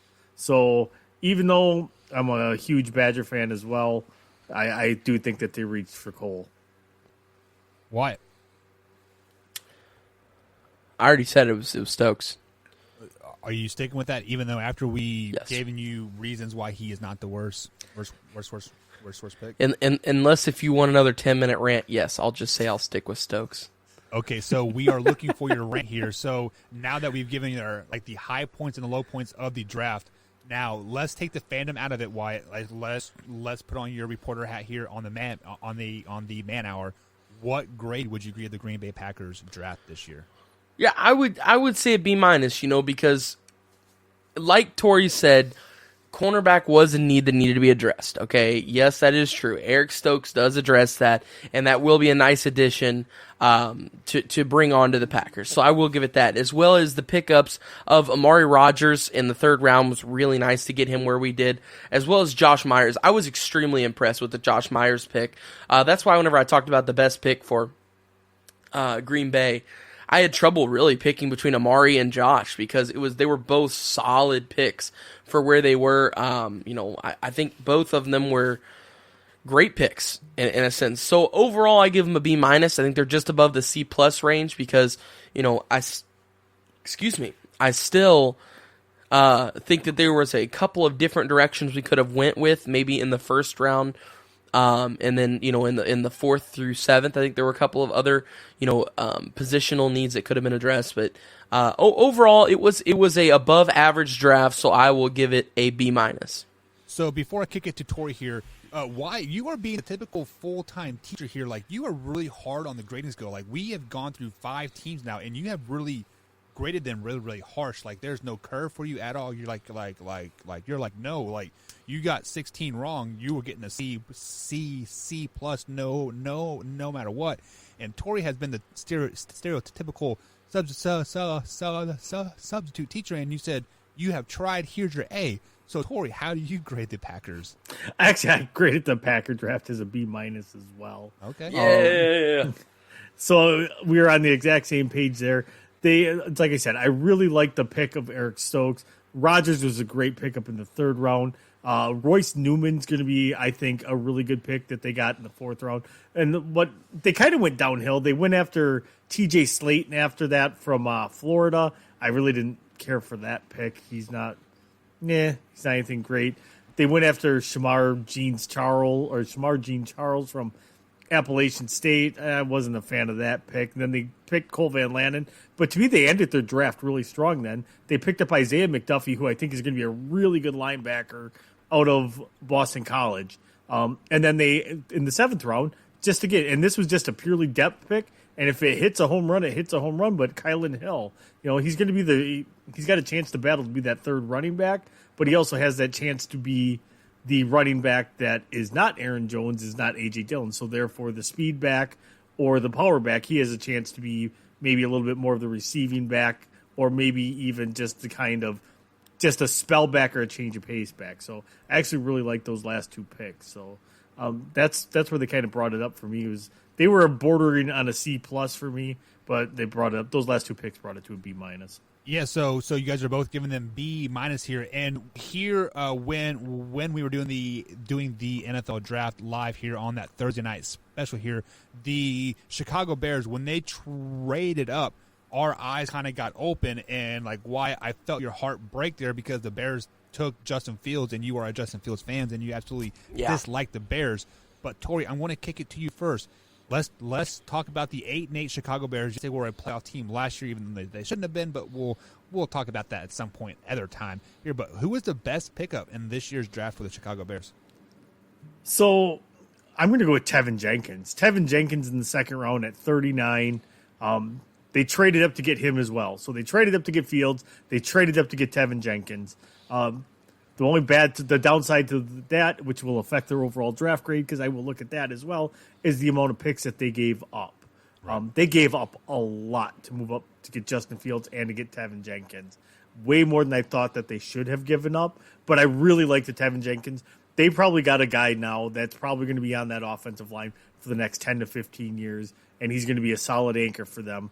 I see the NFC North in the next couple of years getting real close real quick. Yeah, so let me speak for Combs here just a tad bit. I mean, like, obviously Combs is not on the show tonight, but he has sat here on the hour week after week after week and said that the Bears are simply a quarterback away.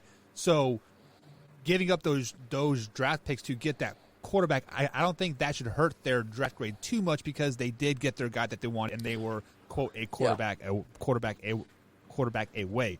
So Wyatt, who was the best pickup for the Chicago Bears this season? Yeah, and just kind of adding to what Tori said a little bit, I do agree that they gave up a lot to get that, but at the end of the day, if you give up a lot and you get your quarterback and you get your left tackle of the future, I mean, those are the two most vital positions in football: quarterback, left tackle, the guy who throws the ball, and the guy who protects the guy throwing the ball. Those are the two most. I mean, that's what Blindside's all about, the movie and the whole concept of it. But I would say Bears' best pick.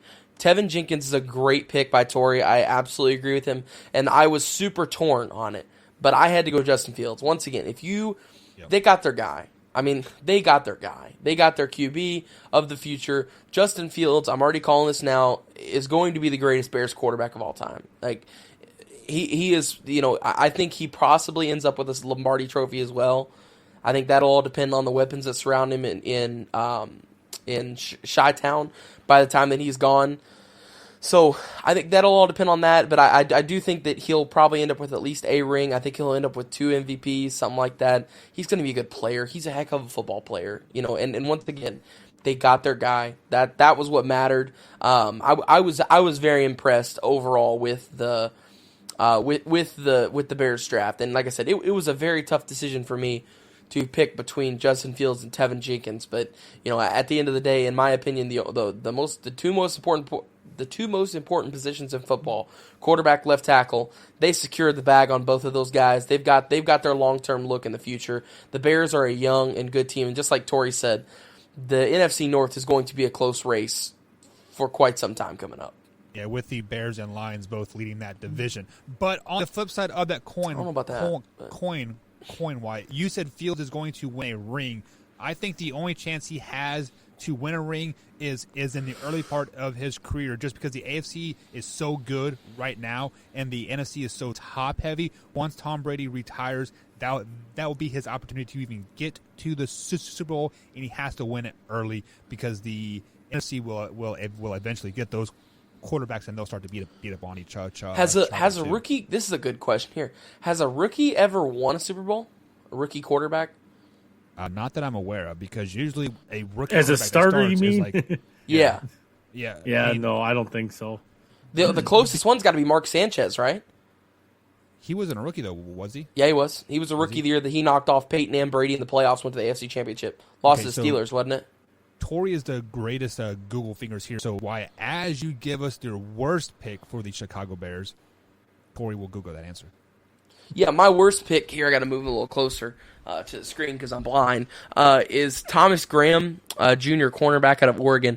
And once again, it's kind of the same situation I ran into last night. I don't really think that there was a bad pick here for them. So it was a tough decision. I guess, they filled a need in a way with cornerback. I didn't really like Thomas Graham that much as a corner. So that's why, like I said, if I had to choose, that's who I would choose. But still, at the end of the day, I think they filled a need there. The Bears had a really good draft all around. So, like I said, I give them a solid pick here. But I guess if I had to choose a worst pick, that would be the worst pick, was Thomas Graham. All right, Tori, what about you? So, yeah, and I'm going to agree with Wyatt on this. It's really, really hard to nitpick their draft. They had a really, really good draft, but if I got to go somewhere, I'm going to go with their 7th-round pick, Kyrgios Tonga from BYU. Big defensive lineman, just very slow-footed, doesn't really have a great pass rush arsenal. I don't see him sticking in the NFL there again. And like I said, I'm nitpicking a 7th-round pick at this point. That may not. That's how good they did. Anyways. Seriously, right? Like I was like, okay, yeah. So, Tori, with that being said, are you grading them an A plus, or are you going to kind of grade them harsh because you hate them an A minus? I'm going to grade them harsh. So, and literally just because of what they gave up. No, they gave up a 3rd-round pick this year. They gave up a 4th-round pick this year. They gave up picks next year. So instead of getting an A, they get an A minus on this draft. They did a great job. I mean, and you guys make a great point where they got their people. but still you gave up a lot. And to me, I value draft capital because not every player you draft is going to hit, and it's literally like throwing dart to the dartboard. So if I can have 12 draft picks, my chances become that much better of finding one that sticks. What? Yeah, I give them a B+. I think that they solved a lot of their issues. They got their QB and their left tackle of the future, so I thought they did a very good draft. How do you not give them an A when you just said it's really hard to pick apart their draft? Yeah. No, because I think the Vikings are the only one in the division that got an A. Okay. So, wow. Okay. You are very harsh grader. Like, I'm glad you are not He is. my teacher. Sheesh, man. Like, I did everything perfect, but you're still going to give me a B+? I'm like, damn. Okay. All right, fine. A- for him there. There you go. It was the Chicago factor is what kept him out of an A, if I'm going to be honest. But you know, it's just jealousy at this point. So let's move on to the next team in the NFC North. Here we do have the Minnesota Vikings, a team that you were just speaking at. That they did finish 7-9 last season, missing the playoffs. So Wyatt, who was their best pickup in this year's 2021 draft? I wish I could go with every single person here because I think that they were perfect all around the board. But you know, Darrisaw, they got Darrisaw on a steal. I think he was a top 15 guy. They traded all the way down, still got their guy, and they were in the 20s whenever they picked him. But with that being said, the biggest steal of the draft, you heard me right here. You ready? The biggest steal of the draft came to the Vikings. 3rd round pick for them.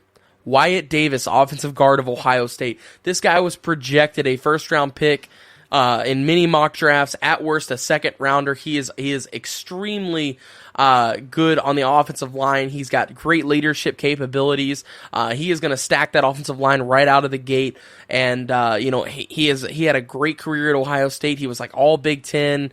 I think got all honorable mention for All American, something like that. Was awesome. And our guy Zen actually got to meet him and said that he was really cool as well. So Wyatt Davis going all the way in the 3rd round. I'm telling you right now, steal of the draft right there. Wyatt Davis is going to be awesome for the Vikings. Alrighty, Torrey Anderson. I always want to call you Torrey Wilson. Just get hot, and then we'll be okay. And female, right? So, who is the best pick here for the Vikings? I'm agree with Wyatt. So Wyatt Davis falling to the 3rd round is absolutely ridiculous. Yeah. They needed offensive line help, and they picked it up in the 1st round, and then they hit it out of the park again in the 3rd round with Wyatt Davis. How he was still sitting there after the 2nd round, no clue. I do not know. There is literally no excuse for why he should have been there. But yeah, so Wyatt Davis is probably going to be a perennial Pro Bowl player, if not borderline, probably Hall of Famer. Like there's not much in his game that needs a lot of work. He does lunge a little bit on his blocks, but his athleticism is really good, and he fits their scheme. He fits their blocking scheme. So that's, you know, as we know, as specialized as things are these days, you know, you have to look at guys that fit your system. And that's the one thing as I gotten older, where like you see like all these names, like, man, how did we pass up on this guy? You're looking for guys that are a good fit for your scheme, as much as you are what kind of player they are. Yeah, Tori, you bring a great point there. It is all about the scheme fit, not necessarily the best player or the best player on the board. It's how they fit your scheme. That is a great point there. We have not said that all here on the Man Hour since the draft has been under us here. So with that being said, we've given our best picks. Worst pick, Tori. I'm going to go with Zach Davidson, tight end out of Central Michigan. Not a very fast guy. He had good production in 2020. Tested like he was a good person. Big target, but he will threaten the seam because of his speed, but he doesn't know how to run a route. And he probably was more Kyle Rudolph number 2. Right. Except for maybe he can probably stay healthy, unlike Rudolph. So, but I thought it was a reach. Again, a guy that probably was going to go undrafted. So you took him in the 5th round. 2 rounds is pretty good. Like, you have to be, and he went to Central Missouri. So how much tape did you actually have on Central Missouri, you know? Right. And I think all of those FCS schools opted out of this season, to be honest with you. Just like I don't think he even played this season. Definitely correct me if I'm wrong. But why? Who is your worst pick for the Vikings? None. Not a single bad pick, I don't think. This is the only time you'll ever see me do this on the draft grades. I think that they had a perfect draft for what they were, where they were, who they picked, the steals that they got. Darasol as late as they got him. Like we mentioned, Wyatt Davis as late as they got him. They solved all of their issues. They addressed every single one of them, and they made great picks, I think, at everywhere they were. They added depth at tight end where Kyle Rudolph just left. They added offensive line depth. I mean, personally, I think that the Vikings had the best draft in the NFL. I'm going to kick it to you, and I think I know your answer. It's going to be a B+, but what do you grade the Vikings? I give them a solid C. They were, no, I'm just kidding. No, A+. A+ for sure. Like I said, they solved everything they needed. They answered all the questions they needed. They got steals on guys, too. They traded down in the draft, accumulated some more picks, and still got their guy in Darasol, who I had them drafting where they were sitting at originally, and I believe what was 14. So they traded back into the 20s and, got some picks, accumulated some stuff as they moved back, and then addressed Darasol, which I don't know how Darasol fell. I thought ultimately they were going to end up with Elijah Vera Tucker or Tevin Jenkins, but hey, Darasol was still there. Darasol goes to him, so big shout out to them for getting him, as well as Wyatt Davis from Ohio State. That's a first round guard that you just got in the third round. I mean, that's huge. Yeah. That is huge. And because he's a third rounder, he doesn't take up much salary cap, not as much as he would have been for a first rounder. So I mean, I think they did perfect in this. I really don't think that they could have done any better. It was great. Yeah, and before I kick it to Tori here, we have to give a big shout out here to Clayton. Clayton just dropped us a $4.99, a tip here on the Man Hour. Clayton, thank you very, very, very much for that tip here, man. And we look forward to seeing you each and every night. So definitely welcome to the Man Hour Nation here, man. And you can always check out the merchandise page at manhourradio.com.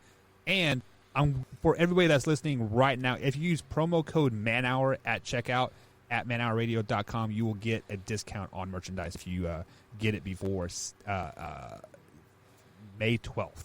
May 12th is the cutoff, so next week sometime. So ManHour at checkout there. So, Tori, what grade are you going to give the Vikings? You have to give them an A. They addressed needs that they had, and they covered everything they had. They got great value for their picks. I mean, you name it. They are all over the place. They knocked this draft out of the park for them.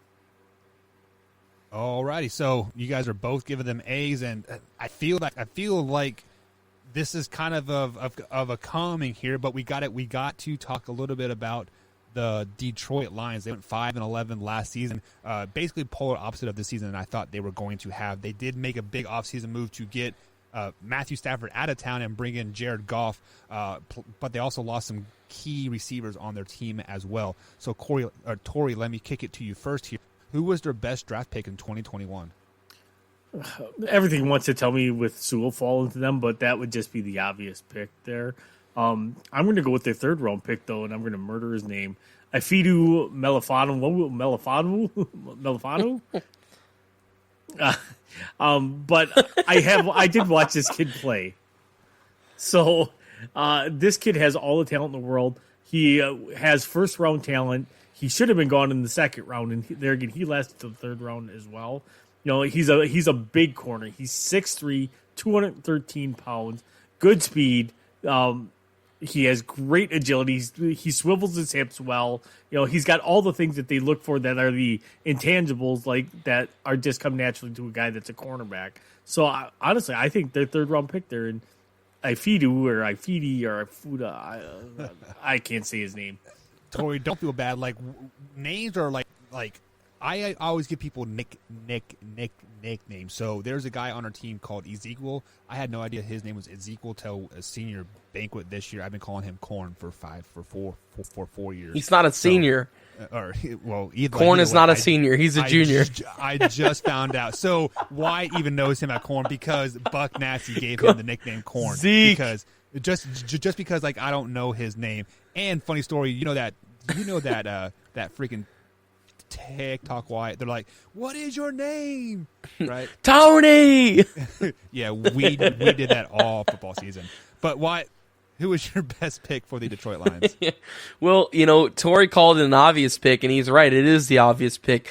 Penei Sewell should not have been there at 7. He should have gone at 5 to the Bengals. And whenever we do the AFC North draft grades, they're going to suffer for it. So, Penei Sewell, I think, was the best pick that they had, and I think it was by far. He is going to be an awesome offensive lineman in the league, and I think that you saw the celebration they had whenever they picked him. They were even, jumping up and down and super excited and happy that they were able to pick him up. So, Penei Sewell, to be there at 7 is huge for them, and for them to get him, honestly, not a Lions move. They made a good move in the draft, so I was pretty surprised, actually.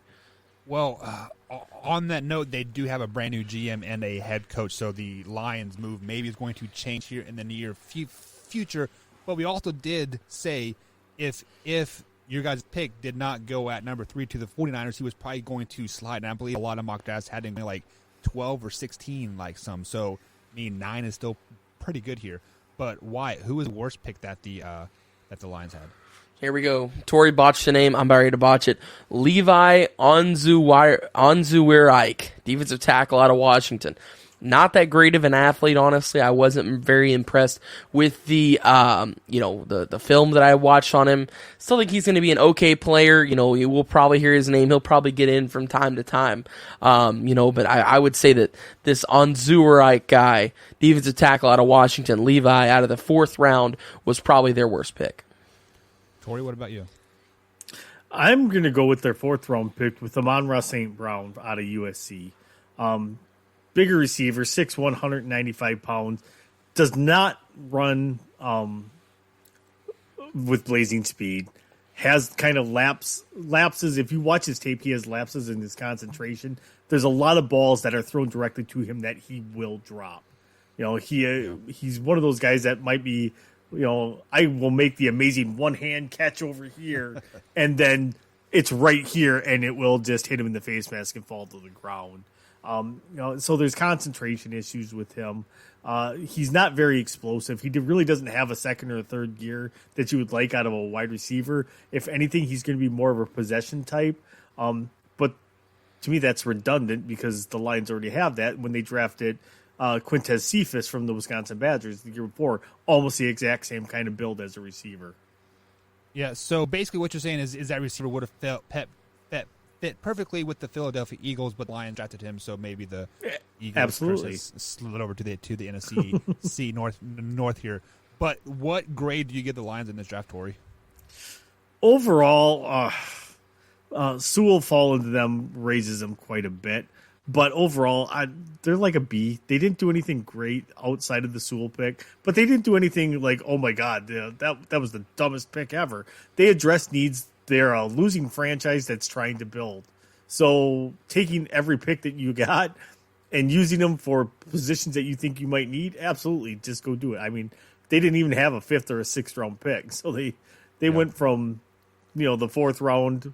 They had 2 4th round picks, and then they had 1 7th round pick. So you got to start somewhere, and you got to start building your foundation somewhere. And I give them a B just because, like I said, they're building.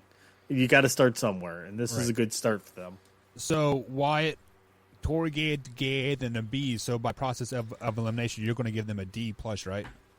Yes. Actually, I'm giving a D plus. Are you for real? Yeah. No, I'm just kidding. I'm giving them a C. Just it was average. I mean, I wasn't impressed. I wasn't, nothing really sought out my eye, and I was like, oh, that was terrible. Nothing really sought out my eye, and was like, oh, that was incredible.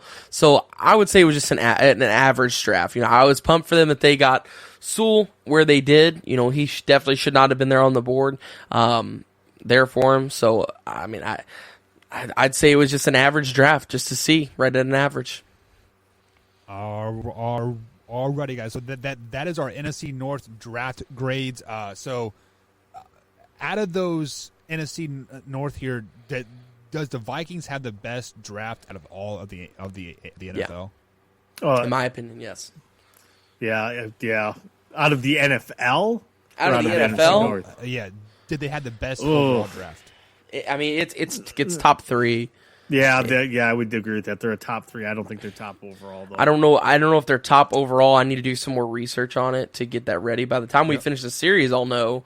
But off the top of my head, trying to remember here what everybody got, they're easily top 3. I mean, they might be the best. I need to dive a little deeper in that before I make that statement. Yeah, so with that being said, Wyatt alluded to it, we are going to be breaking down each division moving forward up until the May 12th NFL schedule release. And then as the schedule is released that Thursday night, May 12th, we're going to basically pick winners and losers going throughout each division, just like we did the NFL draft. So we will start with the NFC East, work our way west through the NFC, and then back with the West, ending with the AFC East. So starting with the East and ending with the East. So if that makes sense, do a little snake, bada bing, bada boom. So guys, we've had some lighthearted. We had a great interview with Allie. We've broken down the NFC North draft picks. But I proposed a question in the chat asking if we want to do Guess Who tonight. And it was an overwhelming yes from Nana because what Nana says goes. So we're going to play a little Guess Who, guys. So last night. Shot at redemption. Oh, God. So we are going to play a little Guess Who for the people that are new here. You can play along in the chat as well. But Wyatt and Tori have to ask a series of yes or no questions to guess who the athlete is. No, basically Tori asks 2 yes or no questions and then knows. I'm like, what? He's like, well, you see, Buck lifted his nose, turned his head to the right a little bit, and that told me that it was this player. And I'm like, how did you notice that? Tori's a very, very observant person. That's why he's a psychology major. But just to break down the rules, like I said, Tori and Wyatt will ask a series of yes or no questions to guess a current athlete in Major League Baseball, basketball, or the NFL. We narrowed it down to those 3 major sports just for the validity factor of like not answering, doing a 15-minute segment by one person. So Tori is 2-1. He took 2 out of 3 last night from Wyatt. So Wyatt, we are going to give you the honorable first question of the night. All right. I'm going to really go with a broad one here. Do they play football? Yes. Okay, cool. Do they play in the NFC? Yes. Do they play in the NFC North or South? You can't do that. You can't ask for 2. It's a yes or no question. I guess you are technically right, but you're playing in the gray area, but I'm going to go with no. Do they play in the NFC East? Yes. Are they on offense or defense? You can't. That's not a yes or or no. no Sorry. Are they on offense? My bad. Yes. It still answers Is the it question. Dak Prescott? No. Ooh. Do they play quarterback? Yes. Oh, God. This is the guess right here.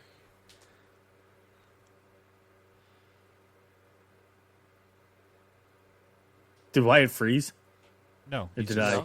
No. Oh. We're waiting. We're waiting for your question, Tori. Is it Fitzmagic? No. Is it Daniel Jones? Yes.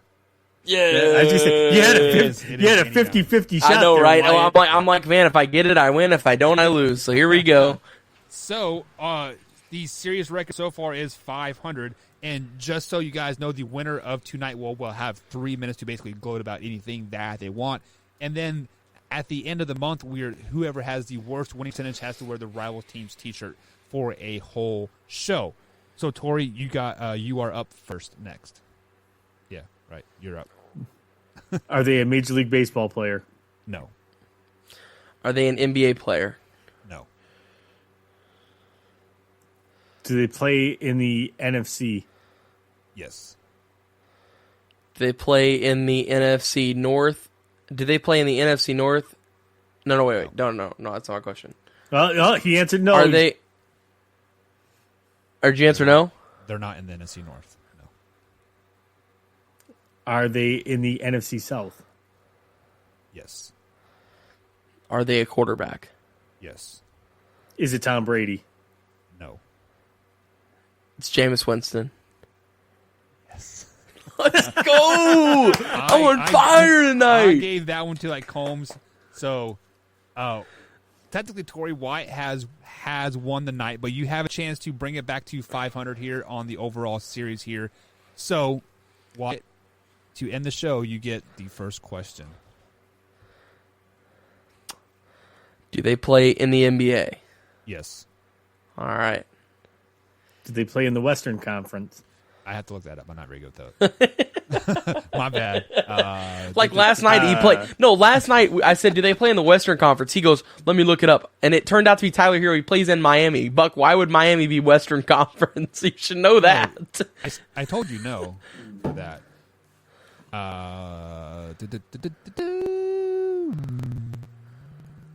What was your question again? I'm sorry. Do they play in the Western Conference? Yes. Are they a playoff team? Yes. Are they a top 3 playoff seed? No. Not currently. Not really. Not currently. Oh, I thought you said not really.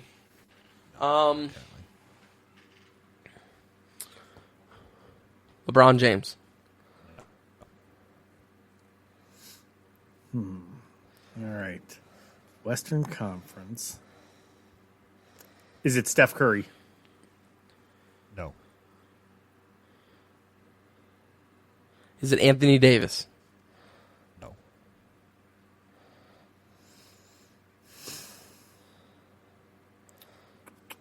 They're not top 3. Are they currently... Is it Paul George? No. Is it Kawhi Leonard? No. Is it Dame? No. Are they a top 6 team? Yes. Is it Luka Doncic? Yes. Dude, I knew it was Luka. Are you kidding me? That's why I said 6. As soon as I said, that's why I said 6, because there's a 6th team. Oh my God. Thanks for giving me the answer. Jeez. So Wyatt, I knew it was Luka too. you did win tonight, but right now the series is tied at 500, 3 wins apiece here. So you guys are you guys enjoying that? Join that game? Do we need to mix it up like a tad? No, that's fun. I like that. Game. I think we should switch up hosts though for that. Like we should all do a different night that we think of the people. Yeah, that'd be good. But this is my game, Sure. so no, I'm not very good at it. Well, just because like otherwise Mike has no chance to ever be the lowest winning percentage, or technically he is the lowest winning percentage because he's always at 0. Yeah, true. Oh, I will happily wear a Denver Broncos or Oakland Raiders or Las Vegas Raiders the same time as wear the Chicago Bears or the Vikings. Cool. Deal. Works. oh. All right. So Wyatt, you get 3 good minutes, man. 3 good minutes. Yeah. I don't even know. Talk about anything you want. Oh, I can't say what I was going to say till the after show. Now I'm confused. No, I mean, God, like, I feel like I have to do what Tori did last night, or else it won't add up to it. You know, I don't know. I guess if I had to just take this time to thank everybody for the support on Saturday. Nikki, of course, who is my best friend, there with me for everything. Every game that I call, all that good stuff. Everybody like Buck, Tori, Combs, Hoffy, Nana, Stacy. God, I'm gonna miss 1,000 names here, but everybody who watched, thank you guys so much. I don't even know. I mean, thanks. I am beside words for what I want to say for it because I really don't know what to say. I'm just thankful for everybody that supports me, everybody who has had my back, everybody who has helped propel me farther in the broadcasting field. Clay Abels, Tim Dench, of course. I want to toss those names out there. Yeah, I think that's about as dangerous as I'll get. Thank you, everybody. You will never know what it means to me. It means the world. So, Yeah, just to add, just to throw some more comments in here, guys, before we head out. Drew said, "Let's add some retired players into the Guess Who." Since we already set the rules for this month, maybe in June we can sprinkle the retired players in there and maybe narrow it down to one sport just to make it a little bit easier. And then just to end out the show the right way here, Joseph says, "Wyatt, let's talk about how I beat you in 2K yesterday and he didn't even cheat." Explain it to Wyatt. Did you lose? Nah, he didn't actually beat me in 2K. I beat him by 20 something points, I think. Tori, I wasn't gonna call you out, Joey, but if you're gonna say that, then I guess I have to. Tori, send us out, big guy. Tori, send us out. Man Hour Nation. my mic came unplugged and I didn't even see it. Man Hour Nation, rise up. Mr. Chance, Tori. I wasn't going to mute him either.